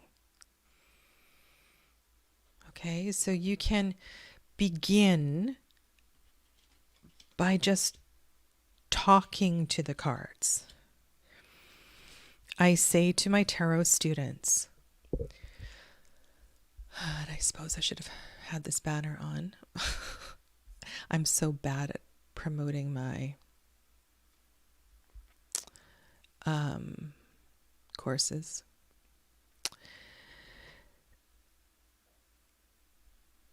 Turn the voice memo on your phone and just talk your cards through. Just start talking. Talk about the colors. Talk about the number of things on the card. Talk about the white, the black, the up, the down, the direction, the suns, the moons, whatever is speaking to you. Just start talking about your card. Now here in the 8 of Cups, we've decided to do something. We're going to turn around and we're going to go and climb that mountain. Mountains. Okay, what do mountains represent? What does it mean to go climb a mountain? And you can take that at so many levels. How does it feel to go climb a mountain? What does it feel like when you get to the top? What does it feel like along the way? And you know, there's some really interesting 8 of Cup cards out there where you actually see the perspective of the person that's left behind or the persons left behind. But for the most part, this is about you and your strength, your journey, your emotional journey forward. The decision to leave the 8 cups behind and to go on. Something I haven't addressed today is the color. Well, I talked a little bit about color, but red generally symbolizes action. And you can see this climber here has red pants and a blue cape. Blue being receptive, red being active. So there's a balanced decision that's being made as they ascend and climb and go forward on their emotional journey. Nine of Cups. The ripeness, the fullness of the Suit of Cups. 3, 6, 9. 3s, 6s, and 9s have a fullness, a ripeness to them, expanding as you go through those 3 numbers. Count your blessings. Count your blessings. In all of the 9s, there is a reflective energy. There is perhaps a opportunity to share your ripeness, to share your fullness.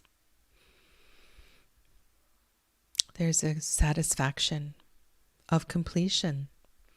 And there is nothing wrong with being satisfied and content.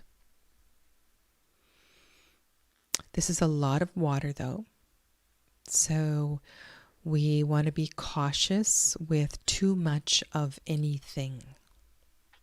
And you can see that in this card, perhaps this person is preparing to share all of that. And so what are you going to do with all of your cups? If you had everything that you wished, if you got everything you wished for, how would you share that with those that you loved?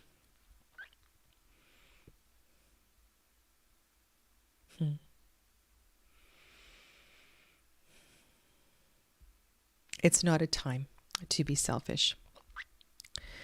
It's a time to... I'm going to go back. I want to share that nine of fire. Another thing you can do is, again, if you get stuck, you can pull out the corresponding major. You can also pull out other 9s and have a look at them. And in the 9 of Wands, we see often the hero, the bandaged hero, pausing on their path. And so in the 9s, we count our blessings, we reflect on life, and here we're reflecting on the emotional journey aspect more than the sort of life path kinds of questions. So when you're looking at the artwork, come back to, okay, what element is this? What element is this? Speak to the element and how the element is responding to you at this time. And I repeat, if you continue to journal and reflect on my response, not mine, not Sadhana's, but your response to water, or whatever element you're working with, that is a bulk of your work in understanding the tarot.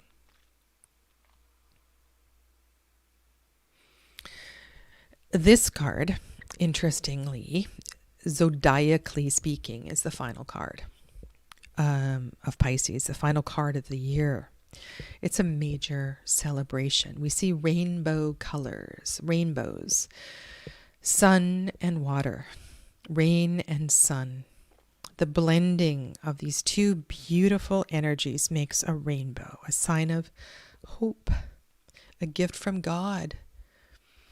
It's a lovely card. All the colors of the chakras come together to create this beautiful prismatic effect. And yet it's a 10. And 10s are about completion. This is the end of the emotional journey. Of an emotional journey. And it's also a fulfillment. Maybe you take a bow. Maybe you write a thank you letter. Maybe you take a photograph. Maybe you have a party. And so celebrate it, honor it, but know that 10s are always about change.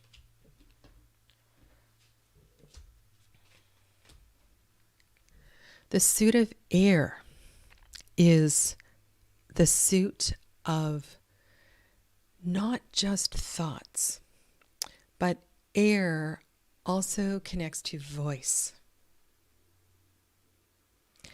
And I find that truth is a really important topic in the suit of swords. It's like we take the emotional journey of the suit of cups and we funnel it into that sword and we find our truth. We find our authenticity, our agency, our voice. And it's really important that heart and voice and mind are all aligned. And the energy of the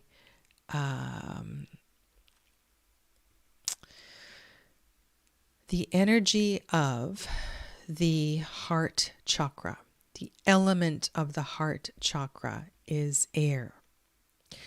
And while chakras are not usually discussed in terms of most beginning tarot classes, all of these paradigms of evolution, enlightenment, self-study, they all intersect.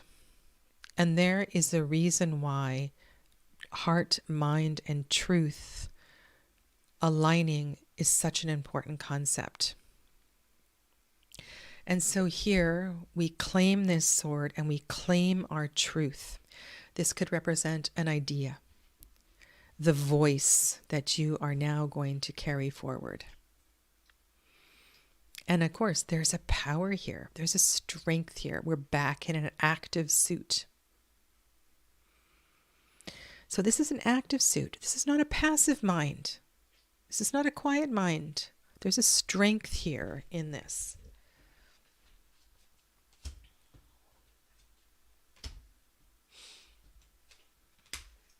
There is a dance in the tarot between active and receptive cards. And here, that active voice, that active sword, remember I talked about separation? Well, here in the twos, the separation really is about within. If I close my eyes and I look within, I will hear my own voice. I will know my truth. I will know my own voice. Yes, this can be about weighing pros and cons, weighing ideas, for sure. It can be about a divided mind.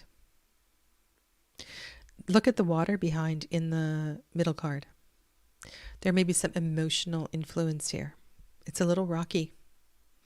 And so if we close our eyes and we reflect within, we will find the answer. Twos are always about relationship as well, too. This could speak to different opinions in relationship. And so we need to know ourselves. We need to know our truth. You see, moons, eclipses on the card. And so this is really important energy. Twos also connect us to the inner truth and the inner wisdom of the High Priestess. So you can also look to that two when you're looking or confused about any of the minor twos. I said threes are about creativity. Something is building. And yet it looks like in this card, maybe something's dying, something's broken, something hurts. What are we growing through here? What are we growing through here? We're growing through the heart space, and it's not always easy. And the more vulnerable we become, the more we open our heart, the more the greater the variety of emotion that we experience. And this can be a card about growing through the pain of love, through loss, often comes up in grief. But it will be mended. The important thing here is, remember I was talking about threes and something is percolating inside, right? Something's growing. And we want to let it fully grow and fully experience it. We can't mask that pain or the sorrow, whatever that feeling is. We need to fully embrace it. So there's a truth that is growing here. There's a truth, and that truth connects to your heart. It connects to, it's about building that connection between voice and mind and heart.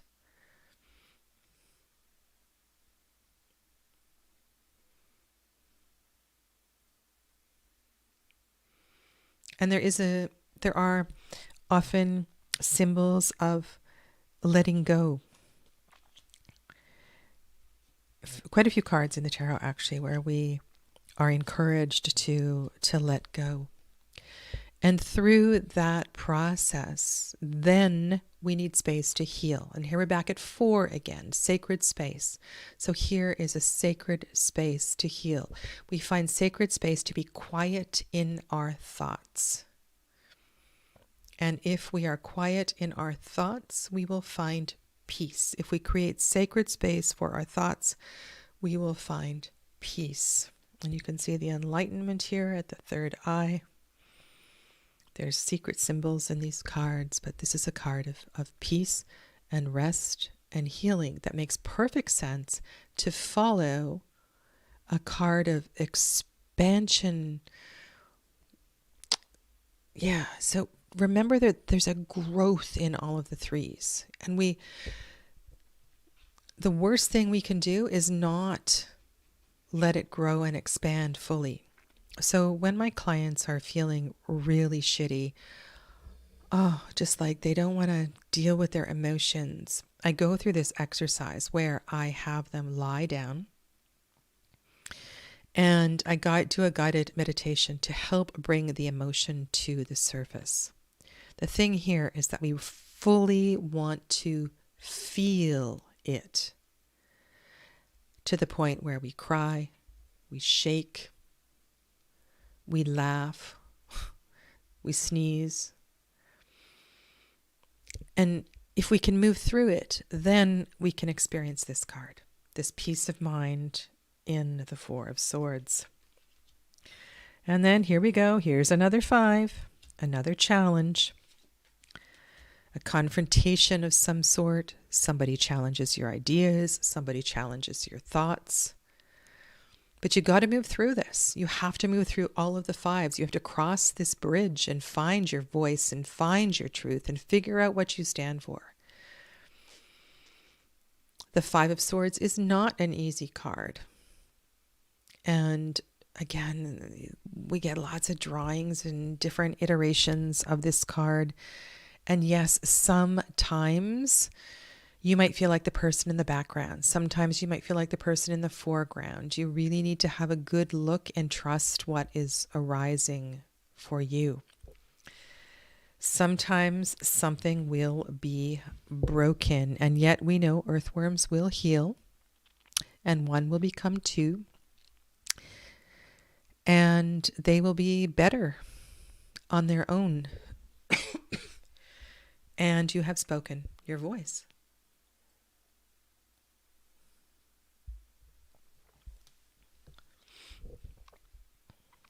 Back to healing, back to peace. So after this confrontation, there is a card of moving forward, moving on. And it can feel kind of like a lost, sad card, especially if sometimes it actually does come up sequentially with the 5 of Swords. And here's an example of what I was saying. It's good in the tarot to know what comes before and what comes after, because that can be part of your weaving of the story of the tarot. So here we're going forward. And in some cards, the swords will be in the boat. Sometimes you won't see the swords. Sometimes they'll be left behind on the beach. And speak to the card you are reading. Read the card.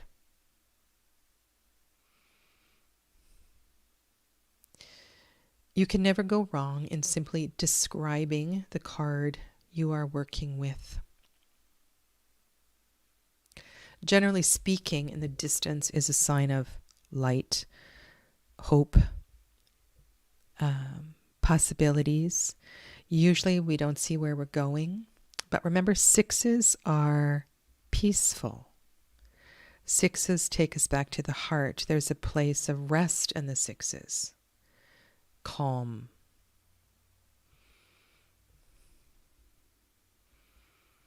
And so here is a place of peace of mind, because we've crossed the path of the five. We choose to leave something behind perhaps, but I think most importantly is we've crossed the bridge of the Five of Swords.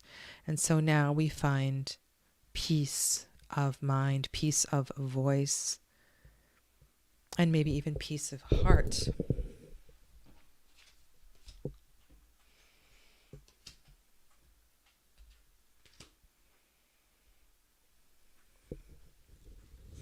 This is a tricky card.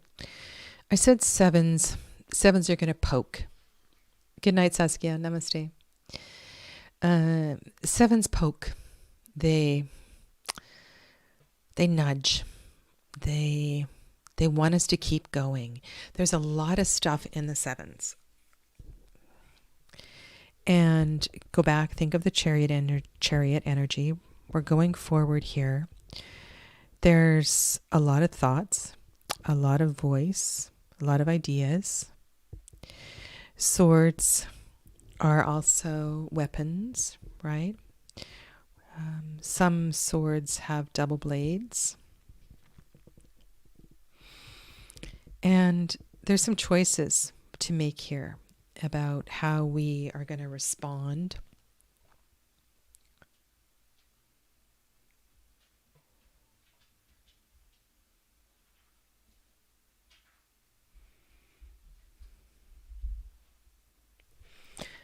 In this card, there's two swords left behind.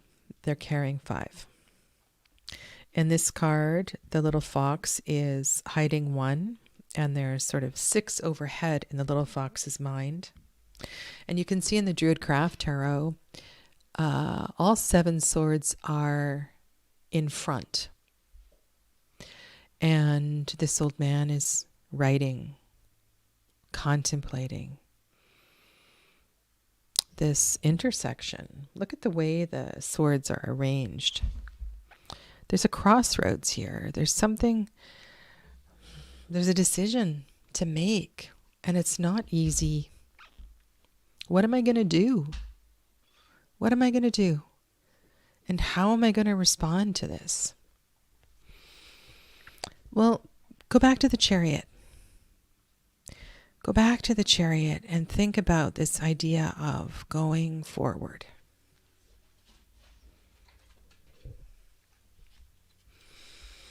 If I'm going to go forward, I need to go forward with integrity, truth, my truth. I need to claim what's mine.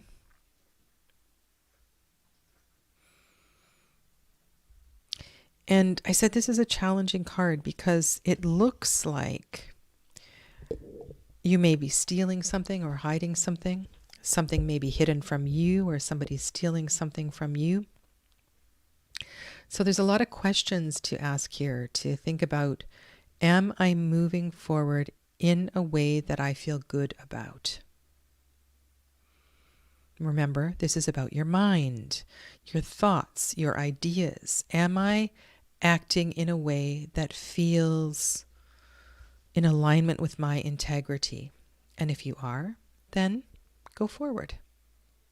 Sevens are Chariot energy.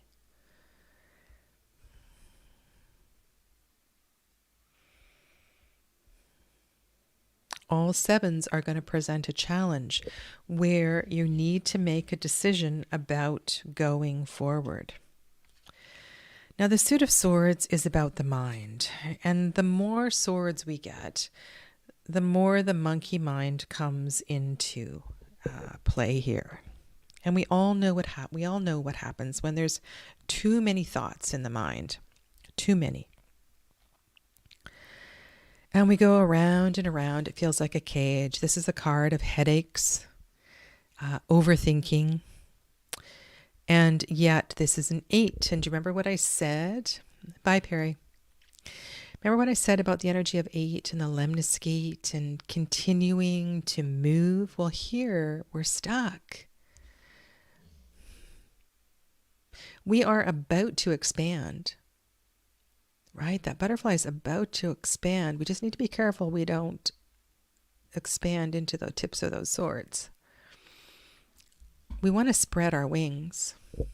I love the red here. It feels like there's so much agency that that person just could burst out of that binding. This cage is never closed in this card. It's a perception. But it's noisy, that chatter, that monkey mind. And so we need to find space between the thoughts in order to move forward. This is a blindfolded card, like in the Two of Swords. And so in a way, it amplifies.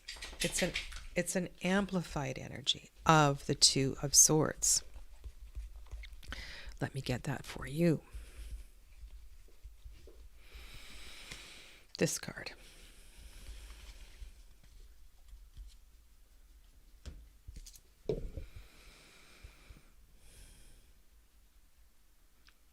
It's just noisier. And then look in the background. There's another mountain. If you stay here, wrapped up in your noisy head, you're not going to be able to climb that mountain.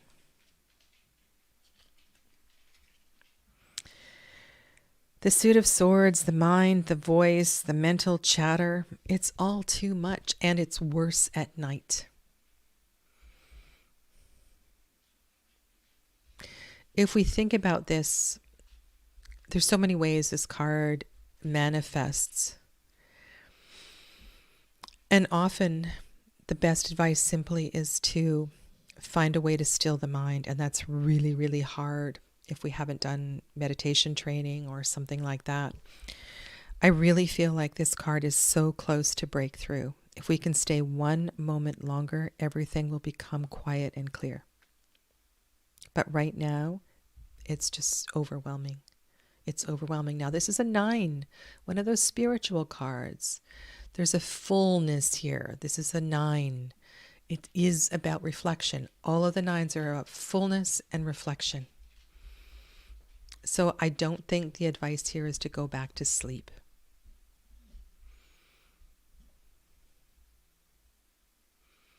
Open the shutters. Go for a walk. Clear your head. There's a real interference going on here in the mind. So how can you still your mind? How can you break through? What do you need to do to break through here?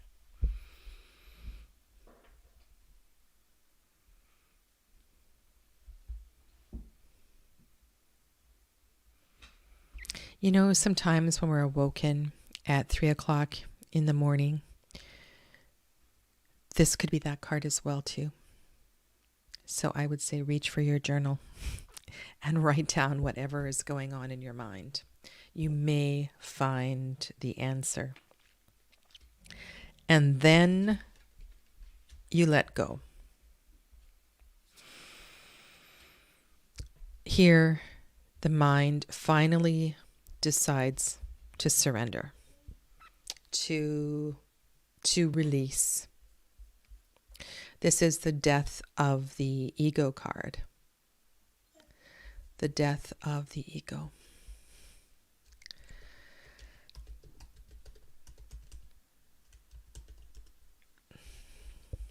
Okay. 10. Tens are about endings. This is change. This is the wheel. This is not a death card. This is the death of the busy mind. We surrender here to control, and we find ourselves saying things like, "Let thy will be done." Well, if you're going to wake me up in the middle of the night, then maybe the best thing I can do is just let go. Everything will be clearer in the morning. We see the dawn. We see the rising sun in the background here.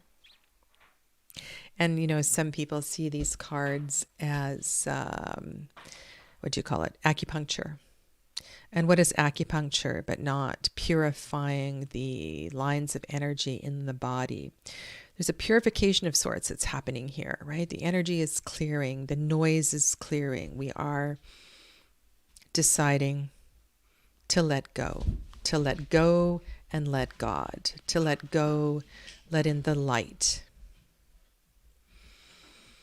And we lay down, often face down on the ground. And it's a really interesting position. Very different to lie down, face down on the ground than on our backs. And I imagine if we were to do that, all of those swords might just, I don't know, somehow magically fly away. And with that release,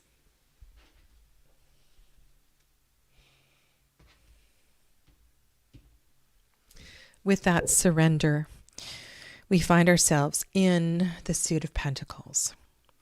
And I mentioned earlier on that this is the suit of integration.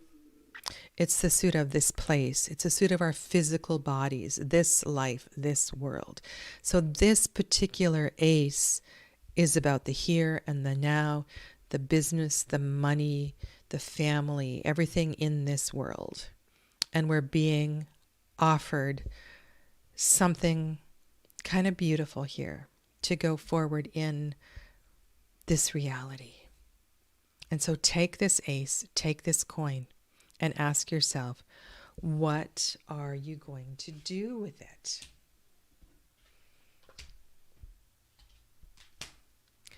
In all of the twos, High Priestess, inner thoughts, there's this idea of weighing, balancing, checking pros and cons. This card is also called the little change card. You see that lemniscate energy, right? Things are shifting. Energy is shifting. Okay, here I am in this world, in this manifest world. How am I going to find my footing? What am I going to do with this?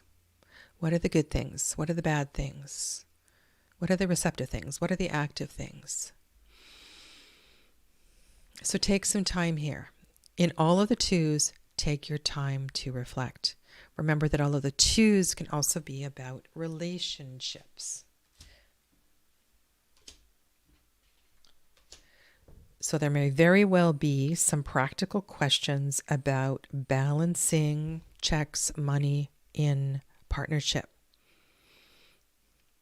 Let me get back to this building energy again. Threes start to build again.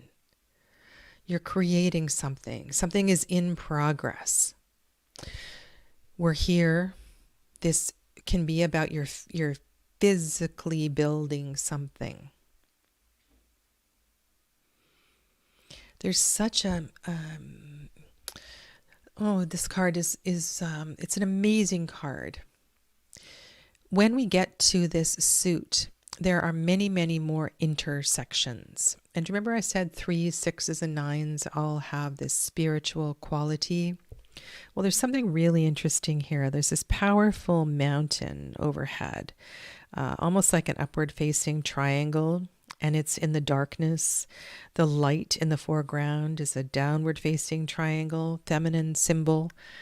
We see the 3 pentacles there, and it's almost like this card says something about, it's about climbing the mountain, but it's also about harmonizing the strength and the softness. And we see upward and downward facing triangles here as well too. There's 3 people in conversation. There's 4 people in conversation here. And so perhaps together we are stronger. But 3s are mostly about growth and something building. And it's building here in this world. So have a look at all of the connections around and ask yourself, what is your role in this?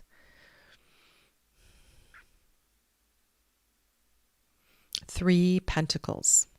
3 Pentacles. 3 times 5 is 15. What is the 15th arcana? The Devil. Make sure you're doing things for the right reasons, acting with integrity. We have darkness and light. We have darkness in the background, light in the foreground. All these different colors are intersecting here. And of course, colors all mean different things. So this can be a complicated card. But generally speaking, it signifies growth and development of business or things that are, whatever you're working on here. Now, when things go really well, so here we're back to the 4s, right? 4s are safe. They create a foundation. This is the 4 of Pentacles, the 4 of Coins. This is the bank. It can also be the prison of the bank. We don't want this to be about hoarding, hiding. There is sacred space in all of the 4s. Let this be a beautiful card of accomplishment, of honoring your success from the 3 of Pentacles. And I love what Kim Krans has done in this Wild Unknown Tarot. I think it's a reminder to let this energy cycle and flow and continue to create and make sure there's movement in the 4. Open the treasure box. Share some of those coins with your family beyond the walls. Let the energy of money, it might not be money, but let your energy in general flow. Your gifts, your talents. There is a danger in all of the 4s of suffocation, toxicity. So we want to make sure the energy moves.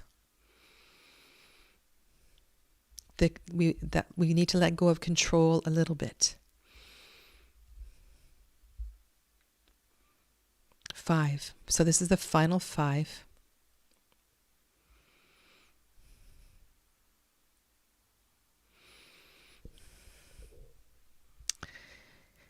You know what I like about this card? That it shows gumption. That you are willing to take a chance and to go out into the world and perhaps leave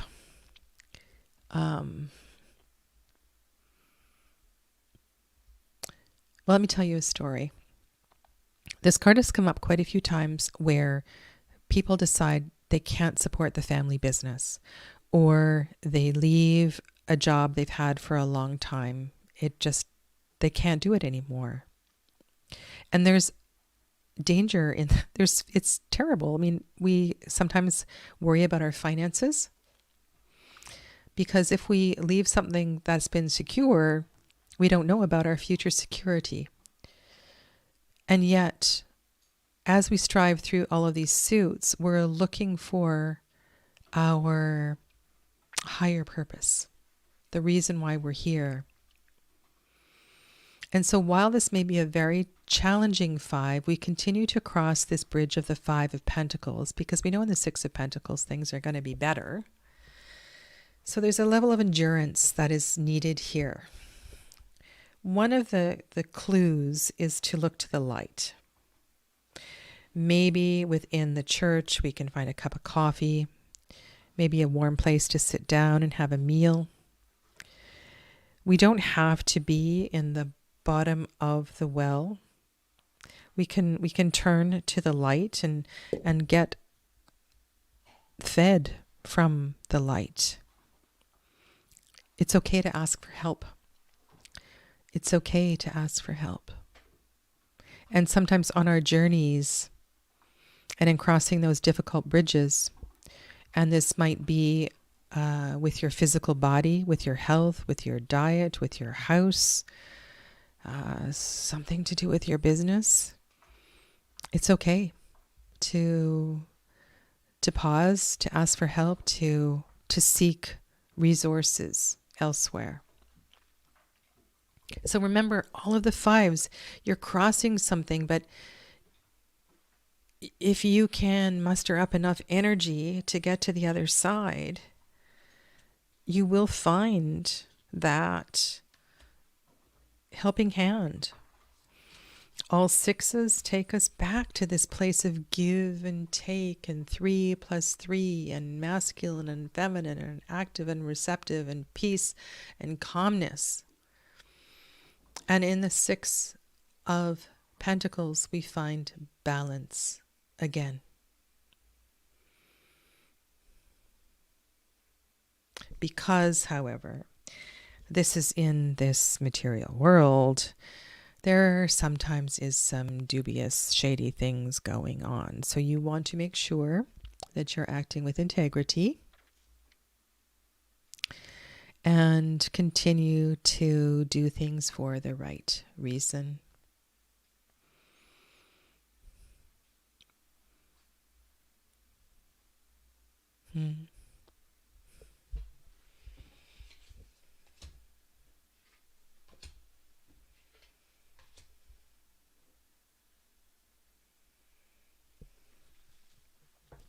This 7, all of the 7s are asking us to go forward. And I find, in this world, people love to micromanage. Control is such a hard thing. Letting go, that expression, let go, let God, find trust. And here this is about overtending, right? Overtending the garden, micromanaging something. Just let go. Just let go. Things will take care of themselves.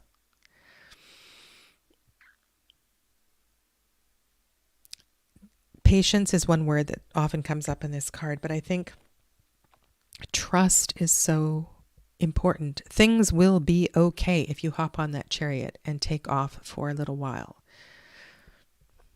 You've done your work. You've put in a lot of energy. And there's something poking at you here to say, oh, should I really hop in that car and go on that trip? Can I trust my neighbors to water my lawn while I'm away? Yeah, you can. You know what? And even if they don't, you're still going to have an amazing time on that journey.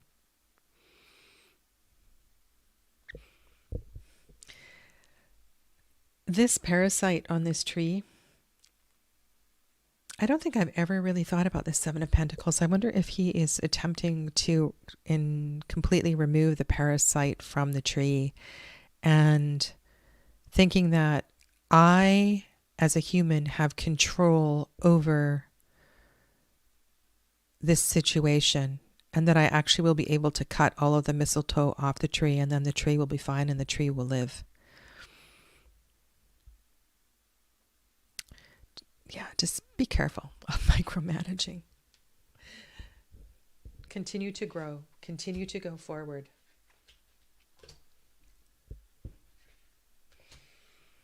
This is one of my favorite cards in the tarot, where we finally figure out what it is we love, and we do what we love, and we grow, and we go forward, and we do what we love, and we love what we do. And we make that decision, and we put energy into it, and effort, and focus, and we create something amazing, and it feels good, and we're not doing it for anybody else. This is perhaps you returning to something that you've always loved to do, and it carries you forward. Remember, eights carry you forward. They take you to a whole new level, and see, we're building something in this material world. And there's a sense of peace and calm, and you should be very proud of what it is that you are doing and what you are making.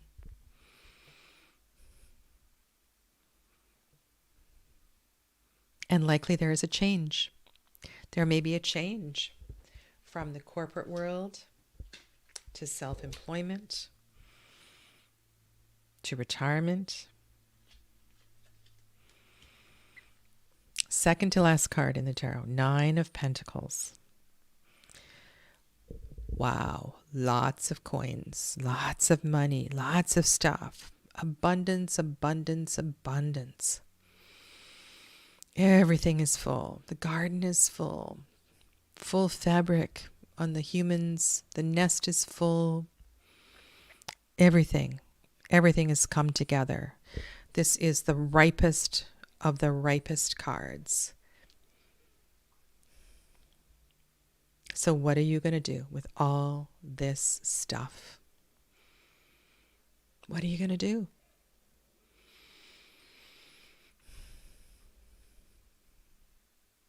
Honor you for all your accomplishments, like that hero in the 9 of Wands with all those bandages. You also need to pat yourself on the back and say, look at me, look what I've done. I mean, jokingly, people have said, this is the Vanna White card. It looks like she's, showing everything on display. That's okay for a moment, but please share. And 9, right? This is 9 connected to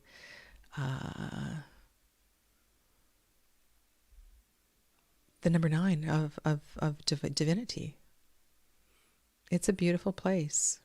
It's a beautiful place. And like I said, there are shadowy hints in every single tarot card. And that, of course, will arise.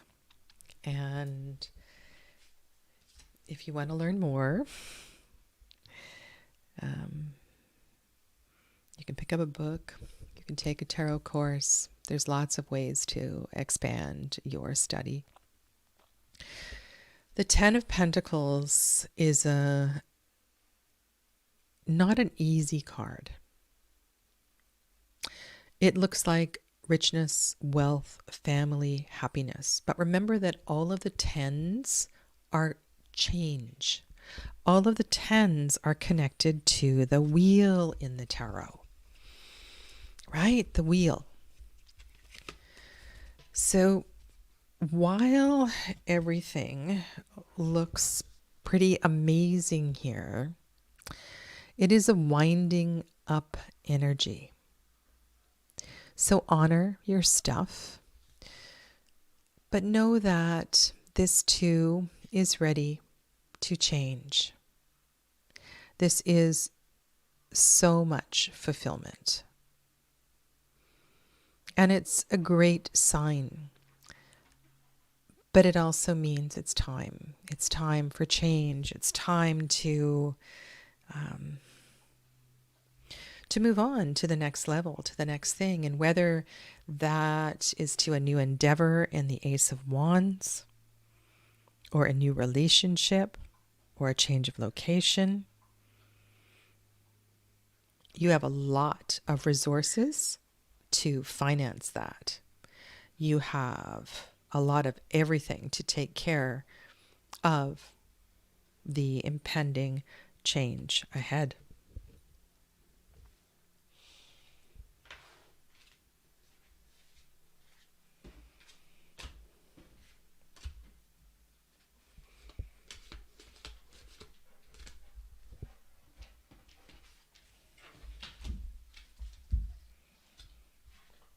Now, I mentioned that there are 16 court cards, and these are the final 12 court cards. And all of these 16 court cards you have experienced in your lifetime. No matter how old you are, I know you have experienced all of these. So one of the best exercises you can do is to take the 16 court cards and go through some photo albums, digital or otherwise. If you're old like me, you have photographs, and put them together in a collage and go, oh, cool, that's me as a Princess of Cups, and I really think I embraced the King of Wands in this picture. And that might take time, months and months and months to figure that all out. But if you can find yourself in all 16 of the court cards, then you will have this dialed in. The Page or the Princess of Cups. Remember I said all pages are about fresh beginnings. They are about education. This page is really in touch with their intuition, their receptivity. They're good at listening. They're very, very intuitive, in touch with the water. I love how the rainbow, like this little bird is reflecting a rainbow. I feel like they're so close to spirit. This is that beautiful child, that beautiful baby, or that even a full-fledged adult with those clear eyes. Like you could look into the windows of their soul and just know they know. This is a precious, precious energy. And I know you've all felt this.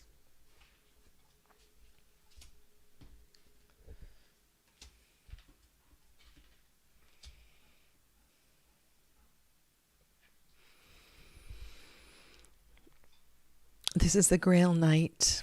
This is the romantic night. On a quest for love, on a quest for heart. This is an open heart, a journey, an open-hearted journey. All of the princes, knights, sons are moving. They're forward, in forward motion, taking us into the element. So this card takes us into the element of water, into feelings, opens up feelings, be they good or challenging. And an unusual card in that water is such a receptive energy, and yet this card is often depicted as a young man. So this is a vulnerable person who has opened their heart. And much like the Page of Cups, you want to protect this energy and treasure this energy. I don't feel like this card comes around very, very often. I mentioned that all of the queens are connected to water. Well, this queen is the water of water, right? She is super intuitive. She is of the water. She is the healer, the mystic, the one who is super in touch with her blood moon cycles, knows all about the lunar cycles. She can be the counselor, the therapist, the one who holds space for your feelings, the one perhaps who knows your feelings better than you do.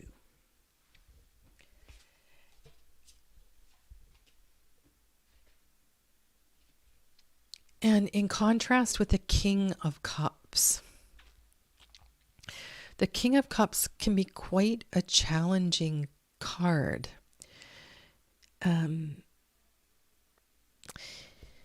He too has been through the full journey of the Suit of Cups, and yet he's a king. So there's a certain power and assertiveness here that doesn't, it's not entirely comfortable in this very watery suit. And while he may also be very loving and kind and therapist type, there may be a bit of a shadowy nature to this king. So,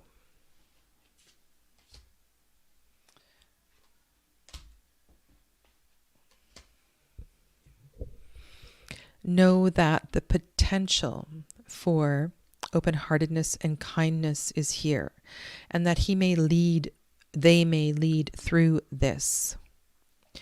And yet, they may also be very weary in this journey. Notice how he is separated from the water, where the queen is in the water, of the water. And because of his role as king,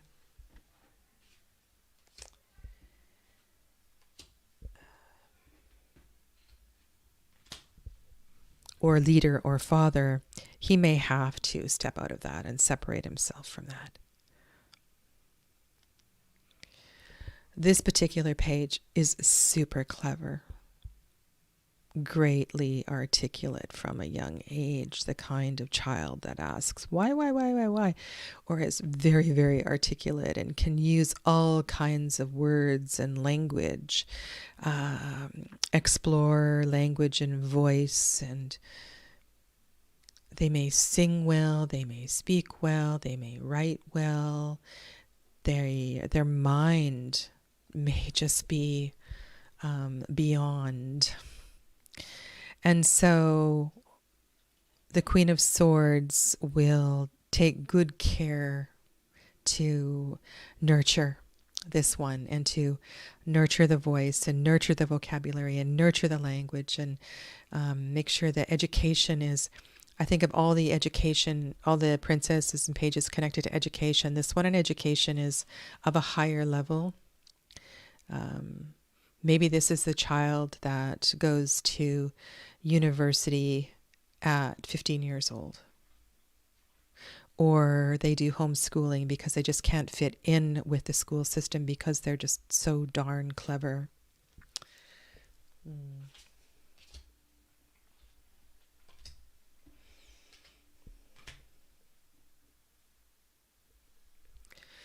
The problem here is that there's a lack of empathy.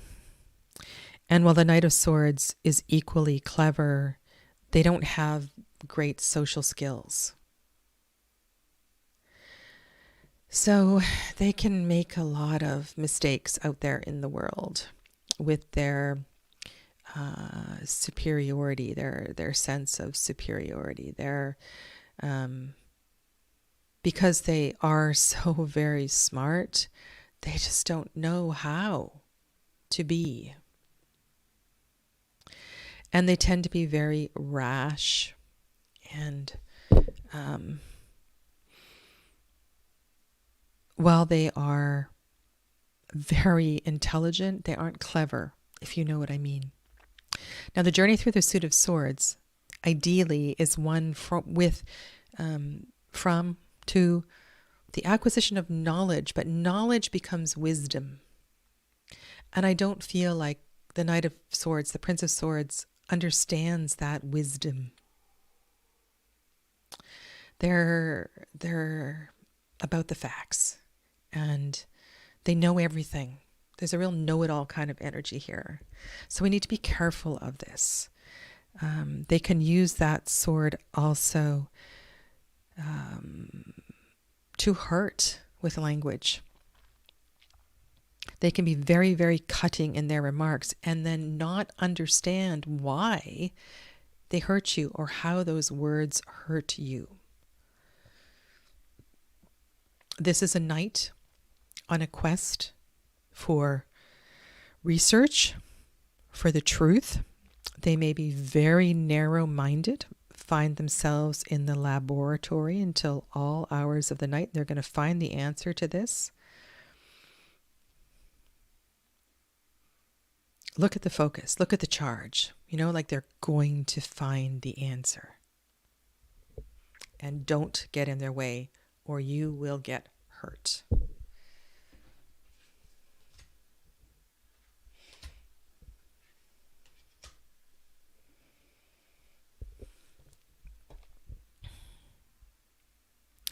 Love this queen.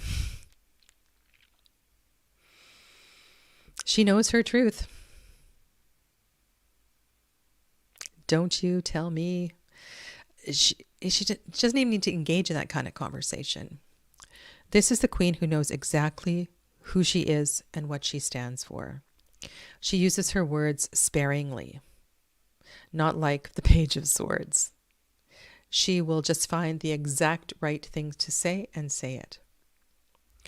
So she can often find herself alone and isolated because she doesn't need other people.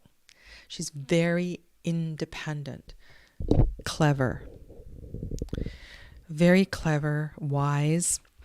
And now we're getting here into the final two swords cards. The level of wisdom has grown. She may also be very connected to a higher frequency of air, connecting to spirit. And so her connection to air can go beyond to a whole other level. And in that way, she's an interesting comparison to the Queen of Cups. The way that their intuition, the way that their connection to spirit is portrayed. So she's not going to love you and hold space for you in your spiritual journey. But if she has a message from spirit, she will channel that and portray that, share that with you.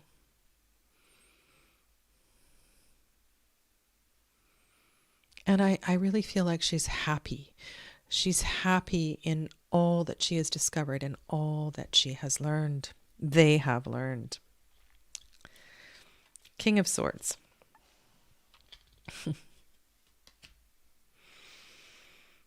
King of Swords.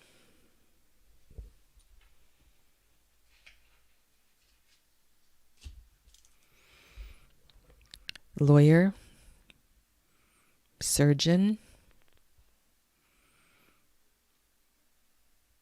absolutely brilliant, so brilliant.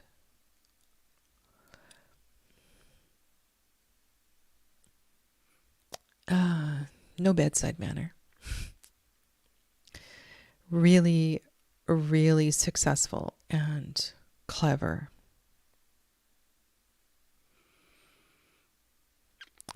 They may also be a very good entrepreneur. So this combination of this active energy with air, they could be a very high level CEO, brilliant politician. Maybe an orator, but there's not enough heart here with this. Yeah. They are definitely at the top of the mountain, metaphorically speaking. They have an abundance of energy as well, too. Yeah.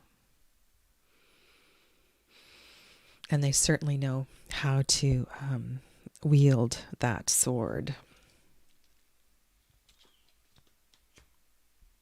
This Page of Earth. Love this one in the Druid craft. Barefoot. This is a tender spirit. connected to the earth, connected to nature.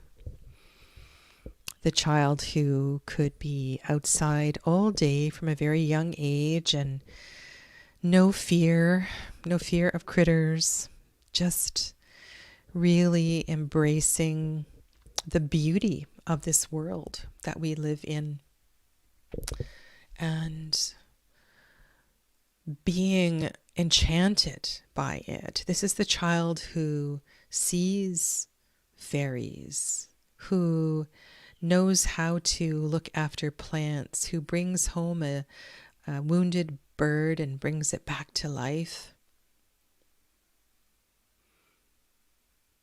is mesmerized by all things earthy. Now, that could include other things besides nature. So remember, this is the element of earth, and this is also the manifest world. So they could be that little kid who loves Lincoln logs or building blocks, but they use it in a way that is kind of ingenious. And if the pages are given, if this page is given space to grow, they could be, they could manifest anything. This is an early manifester.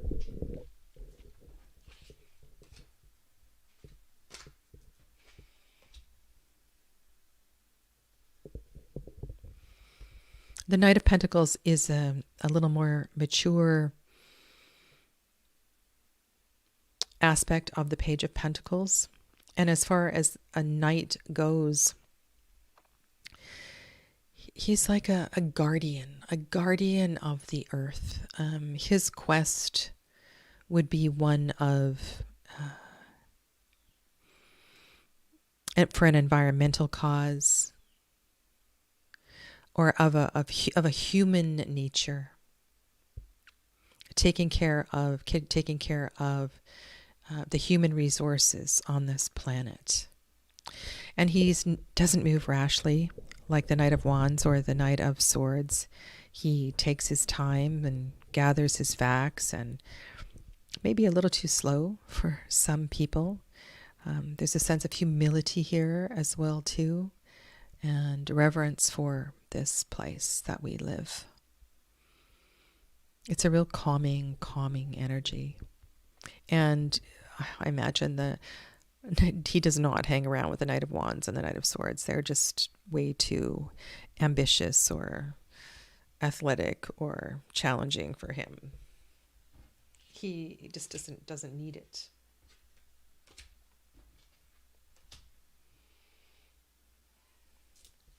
The Earth Mother has a beautiful garden. She knows how to lay a table and to entertain, holds space. All of the queens hold space for qualities of their element. So she is a great caretaker. She could be a teacher, a mother, and she knows how to take care of all those around her. And that, of course, can be her greatest detriment, but also it's warm and it's loving and it's kind.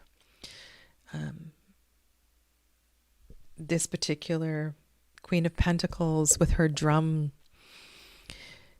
a word that I haven't used with the suit of Earth is reciprocity.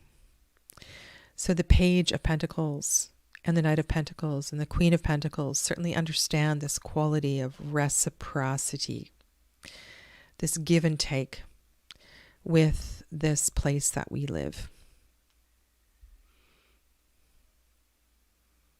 And so if they take something, they would give something back to the earth, and understand how important that principle is. All of the queens create an environment for their element.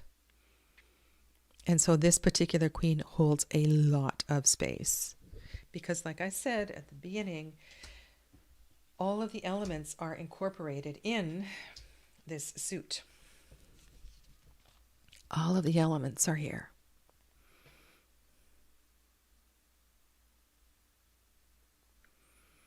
This king I like to think of as, I know this king well. He's the grandfather the children love to climb on, do things with. He's a great teacher. He will, rather than do something for his grandchildren, he will teach them how to do it, or his children. And in a kind of a different direction, like he's a really good businessman. But he will also come home and help a business person and help his partner make supper or barbecue. You know, like this is a very well-rounded king with lots and lots of good qualities here. There can be a tendency to excessiveness, and he may become a workaholic, obsessed with money, but I rarely see that come up in a reading. And some people would view this card as the 78th card in the tarot. Others would say that the 10 of Pentacles is that. And it doesn't really matter, but knowing that this is one of the final cards of the tarot, it really does carry a sense of fullness and richness. So there's a lot of good qualities here and a lot of integration and understanding.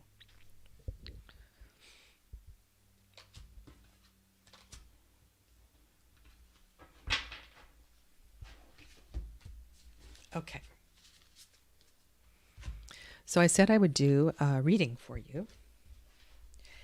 And what I would like to do, I'm going to take a moment to shuffle. You know, these cards are sorted or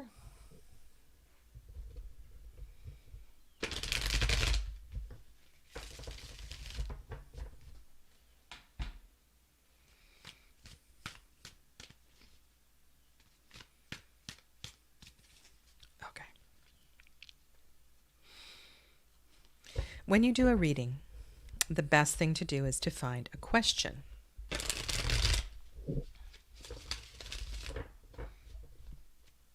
And I'm going to ask the following question. After taking several days to wade through this long 3-hour introduction to the tarot, what is my next step? Or what is it that tarot is going to do for me, bring to me?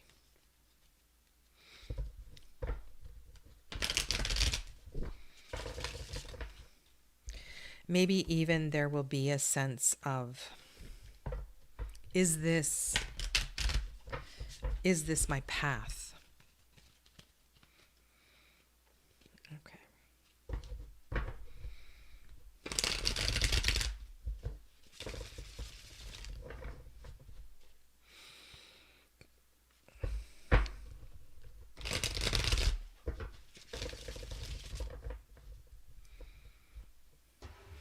All right, so I have shuffled, and I'm going to cut the cards with my left hand because that's what I do. Left hand being receptive, intuitive. I'm going to put this pile on top, and I'm going to do a 3-card reading. And when I do a 3-card reading, I begin with the first card and say, this is the most important card. And I'm going to read it in relationship to the other 2 cards that I'm going to draw.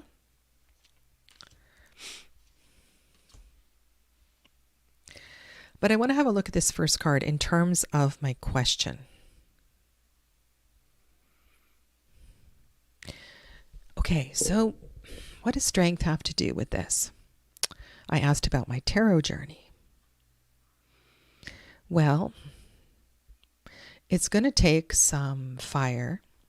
It's going to take a sense of passion, an enduring quality to begin this journey. I'm going to have to want it. And yet, this Strength card also speaks to figuring out who I am and what I stand for. So maybe it is important to that.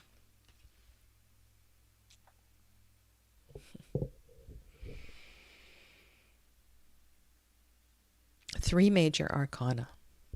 What does that say? Well, it says that this is an important decision. That if you decide to get a pack of tarot cards and play with this, learn this, that it's going to change your life. It's going to help you to start seeing things in a very different way. The Tower shifts the status quo, and so I'm thinking, wow, okay, maybe you've been living a very sort of muggle world with people who say things to you like, or maybe you wouldn't even dare discuss the tarot with people that you live with. And so there's this need in you to shake things up, and that's going to take some deep strength within. With the Cernunnos card, the Devil card there, it makes me cautious that, please, if you're listening, tune in tomorrow. So there's a series called Top Tarot Trumps that I'm doing, and I'm going to talk about the Devil card tomorrow. I have an older video on the Devil as well too. But in terms of this reading, I don't want you to feel that, like, the tarot's not going to fix everything. Like, don't let that wool be pulled over your eyes.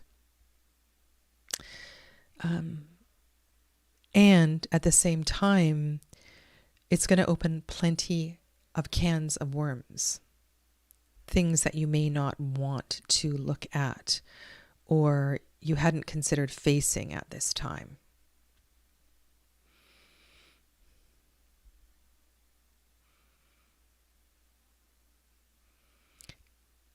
So,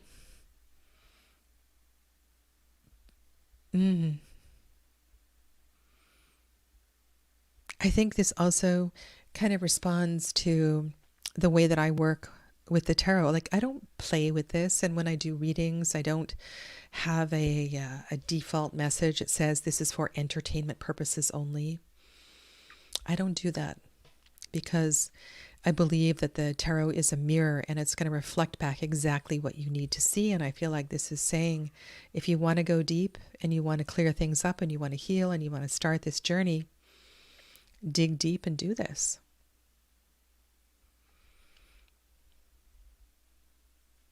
All right. Well, there you have it in 3 hours and 2 minutes. And it's been my absolute pleasure to share this with you. I look forward to your feedback and know that I'm here to answer questions and work with you in any capacity. And if it's not with a tarot course, I'm available for private readings. And I'll also be starting live readings soon again. I used to do it every Tuesday, but I've decided that I'm going to go back and do it as a members only feature. And you can join at the, I believe, $2 level as a Carnelian member on my channel. And then you can hop into these live readings, which I will be starting on September 2nd and doing at minimum new and full moons, but also other significant days in the month. So thank you. Thank you for this. And I will hopefully see you soon. Take good care of yourselves. Namaste.